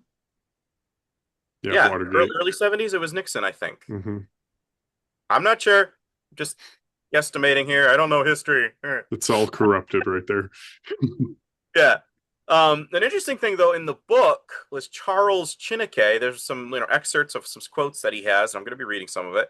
And he was basically going up to Lincoln saying that you once defended me back in 1830s when you were a lawyer, and you ticked off a Jesuit on the other side, right? He was trying to basically frame me because I left the Jesuit order and blah, blah, blah. And he was trying to get me in. Lincoln basically made mockery. He made jokes as per usual. It was his style and his, flamboyant character that's basically pissed him off going, you're making us look like fools in front of everybody. So he kind of already laid the cementing ground foundation of ticking off the Vatican then, or getting the ire of the Jesuits. Here's a quote that comes from Father Chineke when he was coming to visit Lincoln at the White House. My dear President, I answered, it was just this strange story published about you which brought me here yesterday. I wanted to say a word about it, but you were too busy. Let me tell you that I wept as a child when I read the story for the first time. For not only my impression of is that it is your sentence of death, but I have from the lips of the converted priest that it is the order to excite the fanaticism of the Roman Catholic murderers, whom they hope to find sooner or later, to strike you down. They have invented a false story of you being born in the Church of Rome and of you being baptized by a priest. They want, by that, to brand your face in the ignominious mark of apostasy. Do not forget that the Church of Rome, an apostate, is an outcast who has no place in society and who has no right to live. The Jesuits want the Roman Catholics to believe that you are a monster and an open enemy of God and of his church, and that you are excommunicated man. For every apostate, ipso facto, by that very fact, excommunicated, you have brought to the theology of one of the most learned and approved of the Jesuits of his time, Bossambam, who, with many others, say that the man, who will kill you will do a good and holy work. More than that, here is a copy of the decree of Gregory VII proclaiming that the killing of an apostate or a heretic of an excommunicated man, as you have declared to be, is not a murder. Nay, it is good, a Christian action. That decree is incorporated into the canonic law, which every priest must study and which every good Catholic must follow.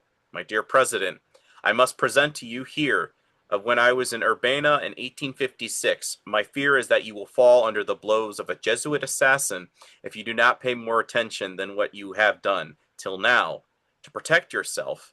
Remember that because of Coligny was a heretic as you are, he was brutally murdered in the St. Bartholomew night. That Henry IV was stabbed by a Jesuit assassin, Ravaillac, in the 14th of May, 1610, for giving liberty of conscience to his people, and that William of Taciturn was shot dead by another Jesuit murderer called Garand for having broken the yoke of the Pope. The Church of Rome is absolutely the same today as she was then. She does not believe and teach today, as then, that she has the right and that it is her duty to punish by death any heretic who is in her way as an obstacle of her designs. The humanity with which the Catholic hierarchy of the United States is on the side of the rebels, and the incontrovertible evidence is that Rome wants to destroy this republic, and as you are, by your personal virtues, your popularity, and your love for liberty, your position, and your greatest obstacle to the diabolical schemes, their hatred is concentrated upon you. You are their daily objective for malintent, let's put that way, malicious intent. It is the breast day they will direct their blows. My blood chills in my veins when I contemplate the day which shall come sooner or later when Rome will add to all of her other iniquities the murder of Abraham Lincoln. When saying these things to the president, I was exceedingly moved and my voice was choked, as I can hardly retain my tears. But the president was perfectly calm, and when I had finished speaking, he took the volume of Bassamine from my hand and read. So this guy saw it coming for years. I saw it coming, and we know that Lincoln was having visions of his assassination prior to it going down. That's crazy. I think I have here. Is this where he's talking about it? Yeah, but basically he was looking at him and he's like, I have no doubt that they're going to do it at some point. He says, but there's like no obstacle. There's like nothing I can do here. There's even a speech that he gave like in 1863 talking about how the Jesuits have perverted the American American education system. He was already talking about it in 1860s, bro. Yeah. But basically he was saying, if I state to the American people that this is not just a civil war, that we are dealing against the Catholic Church, this is going to amplify the bloodshed 10 times more, and it's going to go 10 times longer. So let's keep it condensed, say it's only about civil rights, because if we try to do all that, well, what's going to happen, right? So, death to all heretics, death to all soldiers of liberty. He was devoted friends among the very men who, after preparedness of the massacre of the Admiral Coligny and his 75,000 Protestant countrymen, rang the bells of Rome to express their joy, and when they heard that at last the King of France had slaughtered them all. But where are those bishops and priests of Canada? Send John Surratt, who is a co-conspirator of Booth, when they find it impossible to conceal him any longer from the thousands of detectives of the United States. So, let me give you a little bit story here. John Surratt was part of the House of Surratt, or the boarding house, where they went to go, and again, which, again, I scratch my head. Why immediately after the assassination, you know immediately to go to that boarding house? Someone told you. That's what I'm saying. You have a whole state to go by here. You're not going in the city. You're like, Yep. or you have tabs. How do they know? And I'm going to explain. So John Surratt was Booth's co-conspirator, and they had what do you call it? They had a little contingency up in Montreal, Canada, where they basically were having a lot of their talks, and and a lot of people were getting a little bit apprehensive in America, going, "Hold on, this is a neutral country, and the Confederacy is opening up basically an embassy, and they're having military talks right across our northern border, and we're not putting an end to this." And they didn't do anything until it was the St. Albans raid. Are you guys familiar with that? I've heard of St. Albans raid. Yeah, I went up there. It's very interesting. My buddy's very close by. Basically, a cavalry unit from the Confederacy rode in through Vermont, and they whacked a town there, and they robbed everything. They went back up into Montreal, Canada. They were heralded as heroes, and this basically caused a little bit of an international incident, and they were seized. They were put on trial, but basically were let go. But even when being under like house arrest and stuff like that, they're being invited to banquets and all this stuff, and they're like, "What the frick?" Yeah, national Canada. heroes. Yeah, it was not a good look. But John Surratt, after this assassination, he went back up there, and he was hidden by 2 Jesuit priests for up to 5 months until they shipped him over, which we have here, on the Peruvian on the 15th of September of 1865. Who can have any doubt that who can suppose that when the Pope himself and his Jesuits will protect the murderer of Abraham Lincoln in Europe? If you want to see him after he crossed the ocean, go to Vitry at the door of Rome, and there you will find him enrolled under the banners of the Pope in the 9th Company of the Zouaves, under the false name of Watson. Of course, the Pope was forced to withdraw his protection over him after the government of the United States found him there, and he was brought back to Washington to be tried. But at his arrival as a prisoner of the United States, his Jesuit father confessor whispered in his ear, "Fear not, you will not be condemned. Through the influence of the high Roman Catholic lady, 2 or 3 of the jurymen will be Roman Catholics, and you will be safe." So what this guy did, he went over to the UK. He went to the very city where they were making all the iron ships for the South in the UK, because they were cutting off ties just yet. No. And he went to that city. Basically, there was a call made saying, "Hey, that the conspirator of Booth that you have like a $400,000 reward on, he's here. Do you want us to apprehend him?" Now, the Secretary of War, Edwin, what is his name? Edwin, I'm drawing a blank. Edwin Black? I'm drawing a blank as to his freaking name. Hold on. I can't remember the guy's name. Was it the next one? Anyway. Lincoln's Secretary of War. Let's go with that. He basically gives an answer that's so vague, they don't know whether they should apprehend him or not. And this guy basically gets the, "Hey, need to get out of here." So he goes down to the Vatican. He goes to a little town outside, and he joins the Catholic, basically, guard. Another guy who's basically doing an independent, "I'll track him down," he joins and as well finds him there, and he escapes again. He gets out this really hard angle where they say he jumped out, but it's like, he didn't jump out. There's no way that we can make a jump like that from what the guy was rigging out. So basically they let him go. He escaped to Cairo, Egypt. Eventually he was apprehended and he was brought back to the US, and he went on trial, but he was let off. So, yeah. So Jefferson Davis, he basically got a letter from the Pope that said, "Hey, you're totally fine, and you are your own sovereign country. In reply to both such a freely made Roman Catholics, the orators of the Irish fought the battles of the Civil War and saved the nation. The following document received the pension department in the Washington is here. The whole number of groups that were recruited of the numbers of troops was 2,128,200. Of the Native Americans, there was like 1,627,267. Germans was 189,000. The Irishmen were 144,000. British, so on and so forth. After this particular letter that Jefferson got, the desertions were as followed. The natives of the U.S. that were Catholic, 5% deserted. Germans, 10%. And the Irish Catholics, 72%. Just bailed on us. So when you watch movies like Gangs of New York and they're having the riots for the draft, why? Because you just had like, a good portion. Let's say you add this all up, that's like 82, 87, 89. That's like 94% of your ranks saying, yeah, we're done. Why? Because the Catholic Pope said that they're their own country. So why are we going to go fight our own countrymen if the Pope basically put them in a good light? That's crazy. Again, do we see that in the movie? No, but is it a contributing factor to all of that? Yeah. And it would behoove us to look into it because it's like people died. Right? So a book, this is not, I wouldn't give this a 5-star. I'd give this about like a 3-point something because it seemed like the guy's editor was heavily screwed him over because there's a lot of parts that are kind of like reading over the same thing, but there is a bunch of trivia in Montreal City of Secrets by Barry Sheartree. He went up to Canada.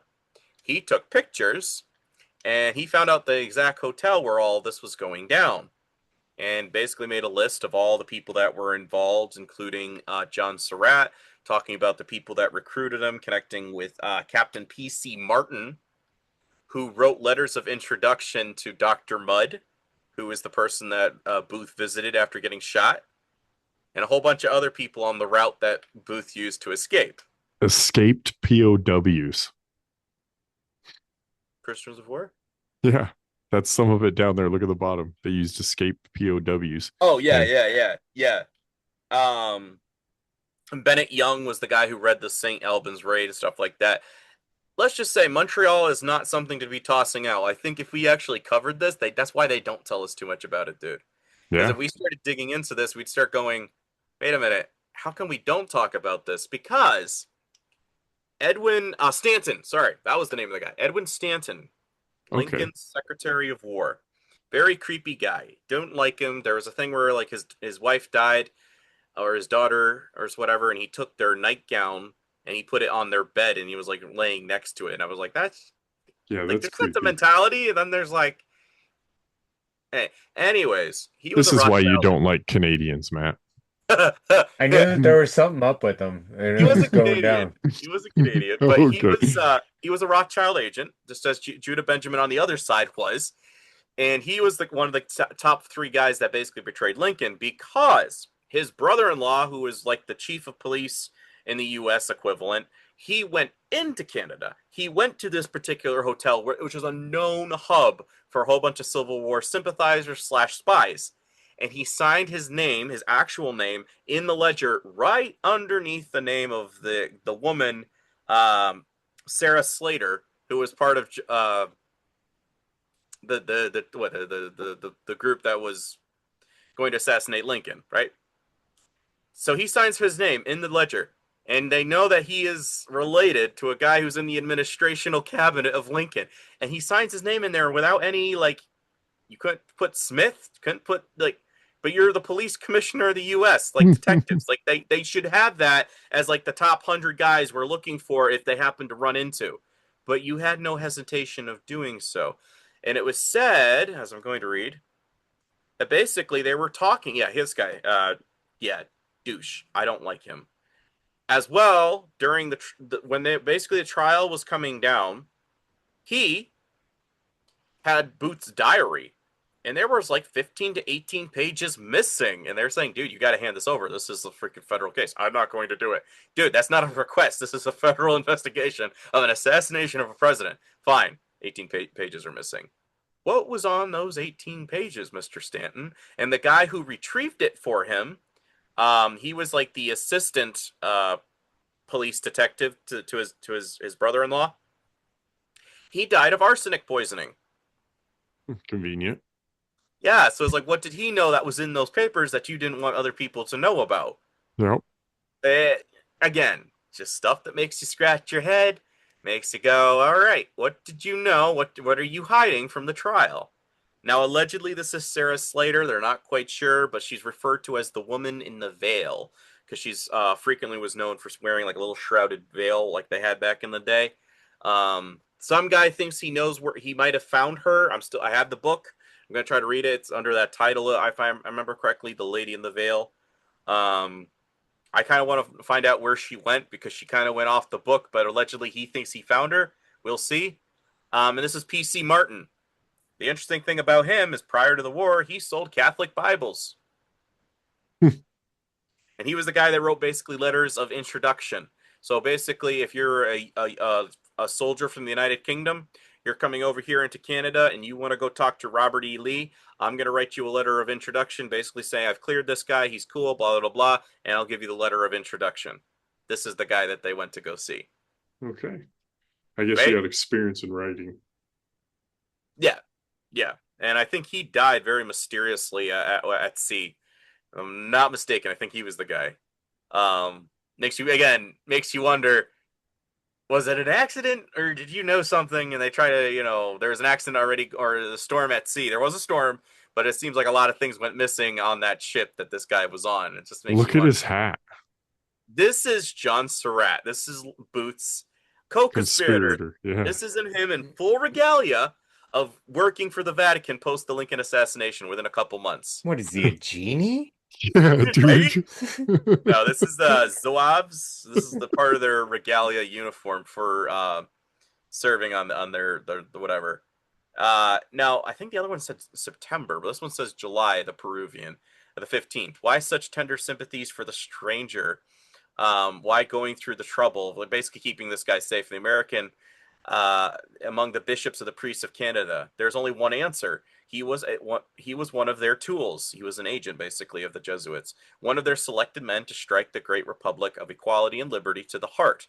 For more than 6 months before the murder, the priest had lodged, eaten, conversed, slept, and with him under the same roof in Washington. They had trained him of his deed of blood by promising him the protection on earth and a crown of glory in heaven, if he would only be true to their designs to the end. And he had been true to the end. Now the great crime is accomplished. Lincoln is murdered.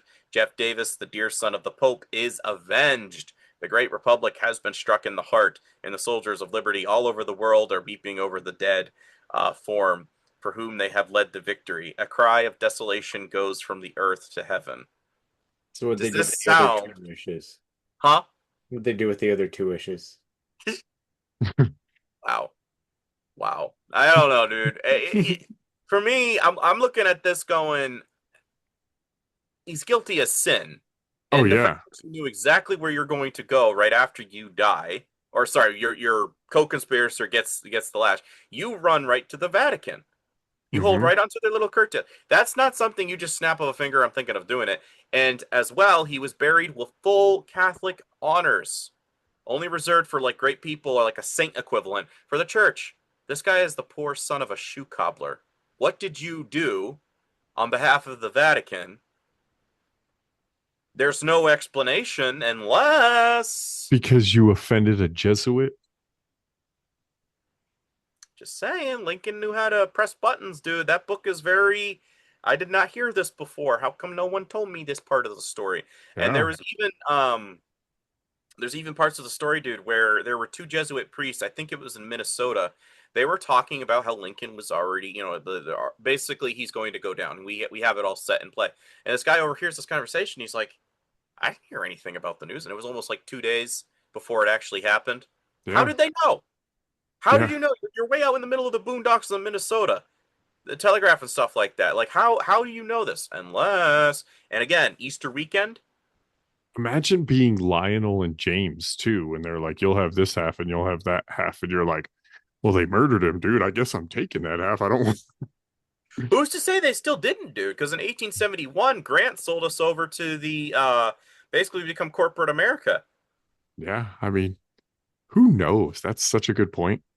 It's like I don't really like. Again, I read most of the history with a grain of salt. Like, okay, that's interesting. Then I understand the back door. What lodge are you part of? What part of organization are you part of? And the more I look into that, I start going, I'm not buying the official narrative. There's got to be something more. And that's what they call conspiracy. With me, it's no, I want to know what went on behind the closed door that we're not talking about. And when you look into it, there's some vindication here. I'm not Yeah. saying completely.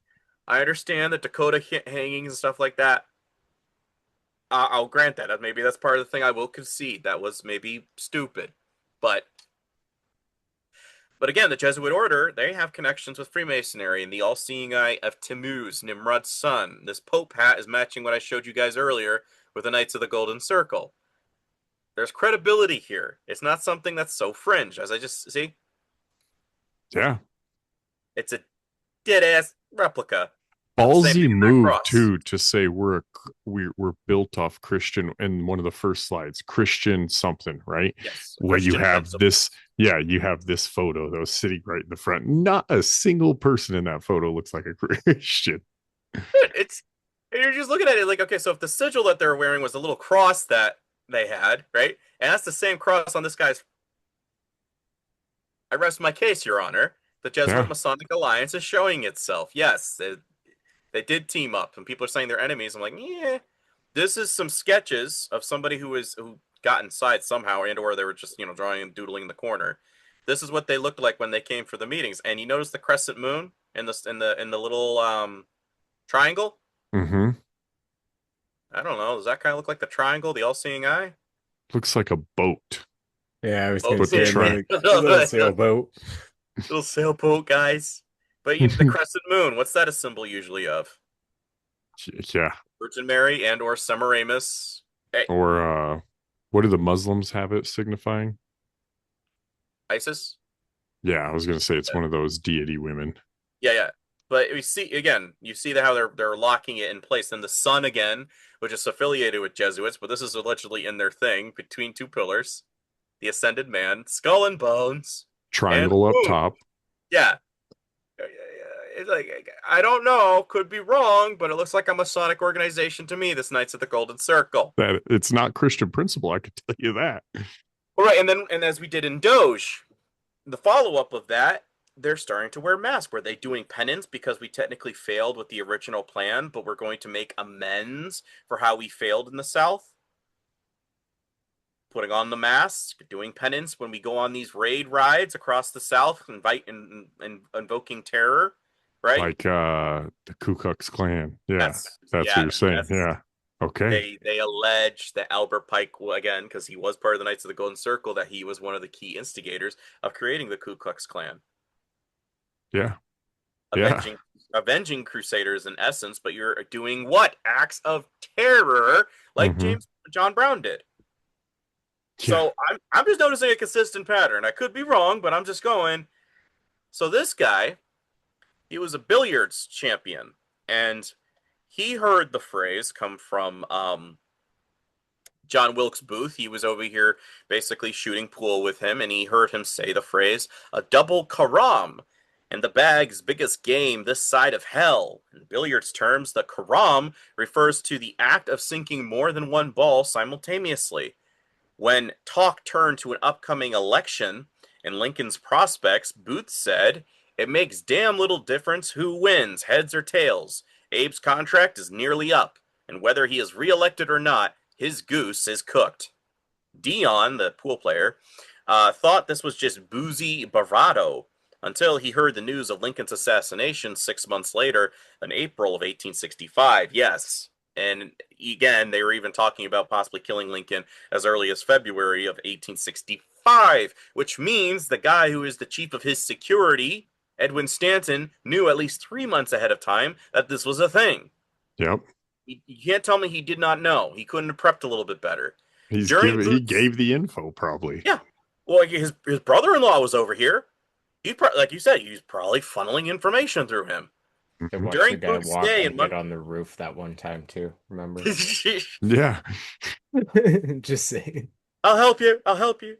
During Booth's stay in Montreal, a young messenger named George Isles formed a friendship with the actor. A hero worship might be a better description of their relationship.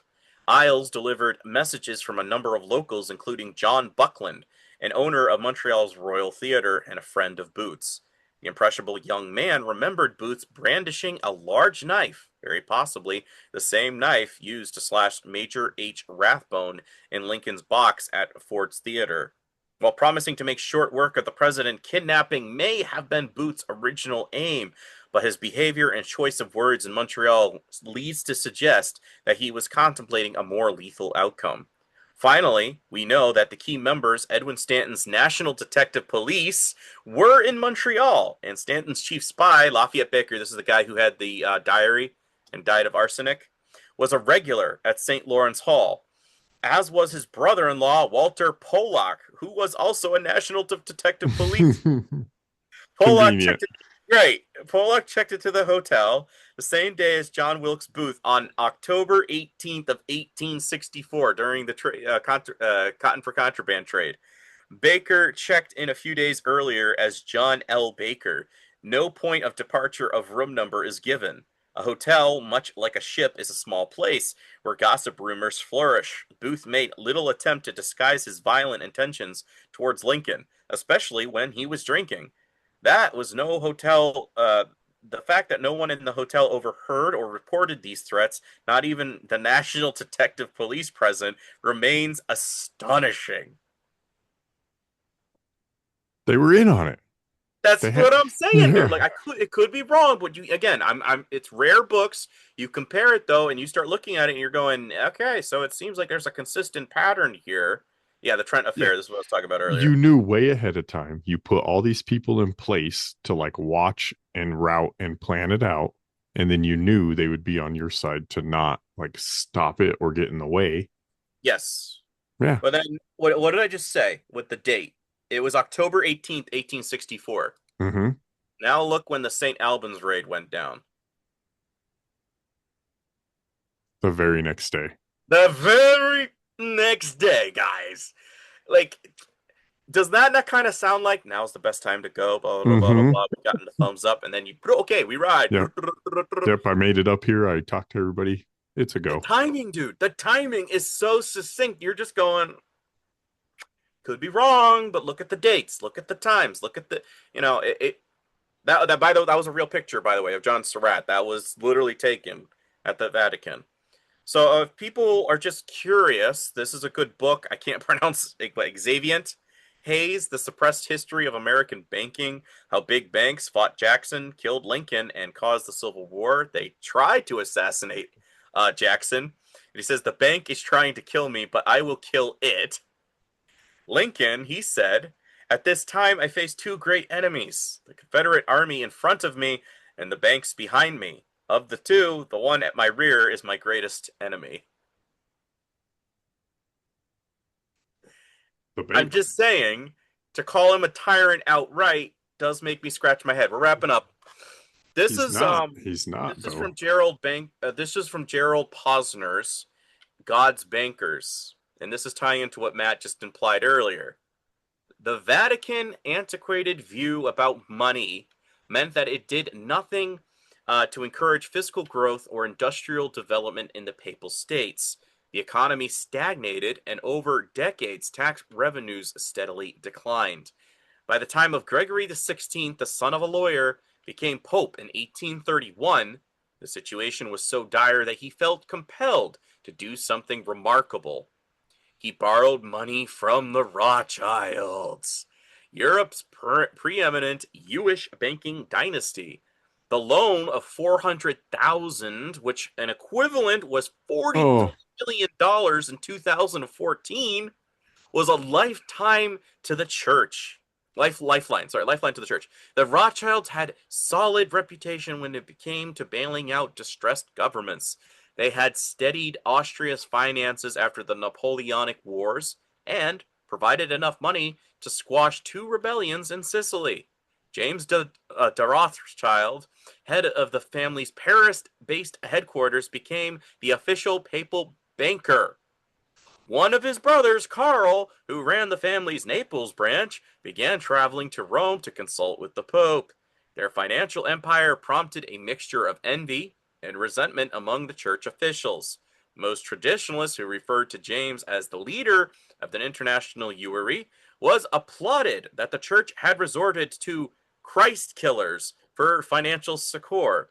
French poet Alfred de Vigny wrote that a U now reigns over the Pope and Christianity. He pays monarchs and buys nations.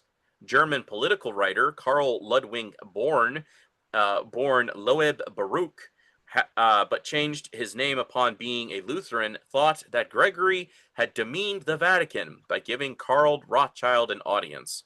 Bohr noted that a wealthy Jew kisses the Pope's hand, whereas a poor Christian kisses the Pope's feet. He fanned the distrust among many of the faithful, and the Rothschilds are assuredly nobler than their ancestors Judas Iscariot. He sold pigs for 30 small pieces of silver, and the Rothschilds could buy him if he were for sale. Yeah. Dude, that's exactly as we started this whole thing, and I forgot about that. You're never going to pay back 43 million in that time. So of course they owned you. They were like, yeah, here's the money.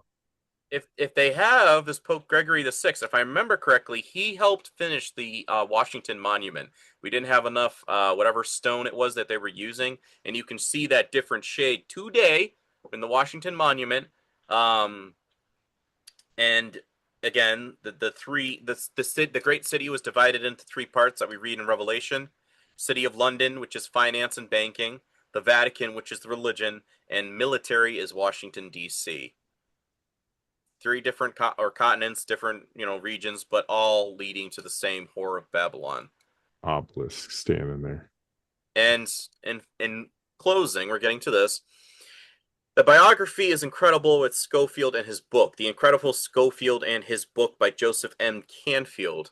The admission of Schofield to the Lotus Club, which we are all familiar with connecting with the Luciferian groups, which could not have been sought by Schofield, strengthens the suspicion that has cropped up before, that someone was directing the career of C.I. Schofield, who was none other than Jacob Schiff, the Rothschild agent, as referred to before, and the IRS founder. What? Yup, he helped found our IRS. Yeah, well, fuck that guy too. Yep, and don't tell me that's wrong, because Israel's Supreme Court is the same all-seeing eye that's on our money. Why? Because they don't like that guy. Usury, it makes sense. Money, control it makes sense why we cut everybody off in America except Israel lately. Yeah, and that's just the thing, dude. Is that now they want us basically? And the UK, dude, like I was just saying, is ready to like go toe to toe to Russia too. Yeah. And now they control Russia because they control Putin with, him talking with all the special U's and taking out all the people in Ukraine, right? Because you're trying to establish the Khazarian Empire once more, right? Because if we're going to already destroy the Promised Land, we need to give this back to where we were originally. And what are we going to do? Well, look at the infrastructure going on in Ukraine, and I think you'll be able to start piecing things together. I don't know, but I don't think it was a coincidence that you started this whole thing with Judas, and that ended up connecting to the topic today at hand. Yeah. Dude, that was cool too. This is a cool one. Yeah, I liked it. And that's so wild too that like, dude, at least a year before probably this had been a downfall and been seen. Then like 6 months in, his own party is turning on him like, no, yeah, you're going to have to off him. Dude, yeah, he had traitors in the onshoot. And I think what they were trying to do is if we can't lick him, we're going to off him. That's what the first assassination attempt, which failed. Then they tried to do the second one, and they succeeded. Yeah. But it was basically, he's not listening to what we whisper in his ear.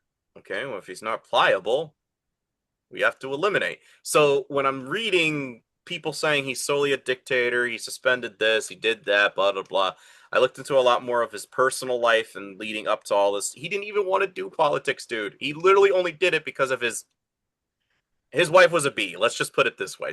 His wife was a bee. On their honeymoon, they were in the kitchen, and the landlady, she saw they were in an argument, and Mary Todd threw a boiling cup of coffee in Lincoln's face, and he just sat there like, not, yeah, he didn't even react. I was like, jeez. damn. And he actually ran away from her first time when they were going to get married on her was it on her birthday, or they got married on her birthday. So he said, all right, fine. He came back after about a year or two, and he's like, fine, I'll marry you. And she's like, okay, today. You're going to get married to me today, because I don't want to lose up on this. So he's sitting in the room, and as he was polishing his shoes, getting ready to get ready, he's staring out the window. And this kid walks in that was staying at the house, and he goes, where are you going? And he replied, to hell, I suppose. Dude, man, they make it seem like the men are in charge back then, but yeah, no. Dude, so he literally got the notification that is like, okay, put your hat in the ring for the presidency. And when he found out he was actually one of the winning contenders of the ticket, he literally walked home going, how did I win that? And she said, I'm not going to marry a man unless he's going to become president of the US. Now, she actually was courting the guy he was debating, the Douglas guy. She was courting him and Lincoln. Just in case it didn't work out. Yeah, well, she kind of. I'm chuckling, dude, because even Texas didn't have Lincoln on the ballot. All of his own family members didn't even vote for him. You ever seen that photo that they have old, and it's Lincoln, or it's Mary Beth or whatever sitting there, and Lincoln's ghost is holding her shoulders? It's after he's been assassinated, and she took a portrait, and you can see like his watermark holding on to her. That's the thing? Yeah, that's a real photo. There's a real photo. It's in the Smithsonian. Oh, that sounds creepy as hell. It is. She did seances and stuff like that. There's a YouTube thing we're gonna be watching a little bit later on that, a little bit more in depth. But as over here, like, I don't. When I'm seeing people dictate him solely as a guy that was not good for America, I do chuckle, because everything he did do, while you don't appreciate him at the time, which I get. It does sound like he was turmoiled every time, like he got a battle report, as John Hayes, his secretary, was talking about. You hear him crying and walking back and forth all night long. I mean, look at his face, dude, at the end of the war. That's a guy with a conscience. Yeah. I'm just saying, you may not like him, but that's a guy who's like, I hate every single day that I'm doing this, because we called him Honest Abe. Yeah. Well, and even still, he loved a woman and died back in, I think, 1830s. Her name was like Anne something, Rutherford. She died, and he almost committed suicide, and like they were taking away his pocket knife and stuff like that, because they're like, we can't trust you. Yeah, you might hurt yourself. So I'm over here going, this guy was not what you call the brightest of the brightest, but he was definitely a guy that literally didn't have aspirations for politics. It was never his goal. He only did it because of his wife. Do you think like William Seward refused to acknowledge the Pope purposely to fuck or screw Lincoln over? I suspect there's something there with Seward. I'm still looking into him. I haven't found any Masonic definitive links, but the fact that he stayed in the administration so long and he was part of the Alaska Purchase. Yeah. I mean, they did attempt to kill him, but he didn't necessarily die. So was that to make it look good? I don't know. There's many variables. But I do scratch my head with Seward. I do think, if I remember correctly, Seward and Edward Stanton were basically both pulling like the Game of Thrones classic. They were sending their own emissaries into Canada to try to negotiate peace behind the president's backs. Like, it was their own separate things, which makes you wonder, if you're trying to negotiate peace without actually talking to the president, does that mean there's an open offer on the table that any means possible? Don't know, but yeah, it plausible. Dead or alive was a big thing back then. Yes, sir. Yes, sir. So again, no definitive proof. This is just some interesting things. Again, rewind if you want to find all the books. Or I hope you're taking notes when people listen, because if people start taking notes when I'm talking, it would help immensely, because I was saying you never put in any books. Well, I put a couple on the screen, and then I also stated and spelled out the author's name. So anyways, yeah. Right on, dude. Well, thank you. Thank you for letting me do this update. I haven't done this one in over a year, so. Yeah, that was fun. That's good. People should know People should know that type of history, right? They don't just Well, assassinate the dudes they put in charge, right? Well, So there's well, reason they assassinate them. if you're causing a problem, like again, same thing with JFK. If you're causing a problem, let's look into the problem as opposed to putting on labels of saying it's all of y'all's. Because I think there's a little bit of a loophole of once in a while. Dang it, we didn't plan on this guy getting in through our system. Now Mhm. they've solidified it where there's no, they can manipulate who they put in and whatnot. Oh, Before yeah. it was a little bit like it's 50-50, but if we need to, we can always, if we need to. And they did. They didn't mess around. Nice. Well, we are the end of day's best friends. I'm Michael. And I'm Matt. Brandon, tell them where they can find you. Yeah, Mana Daily Podcast, Spotify, Rumble, YouTube, and if you can, Patreon, and then Kroll, Krollology, all one word, _101 for Instagram, if you can find me, because we know that they censor all that stuff. But I'm sure you can put all those links down below, and thanks for having me on again, guys. Heck yeah, man. They will all be in the show notes for everybody, and we'll see you on the next one.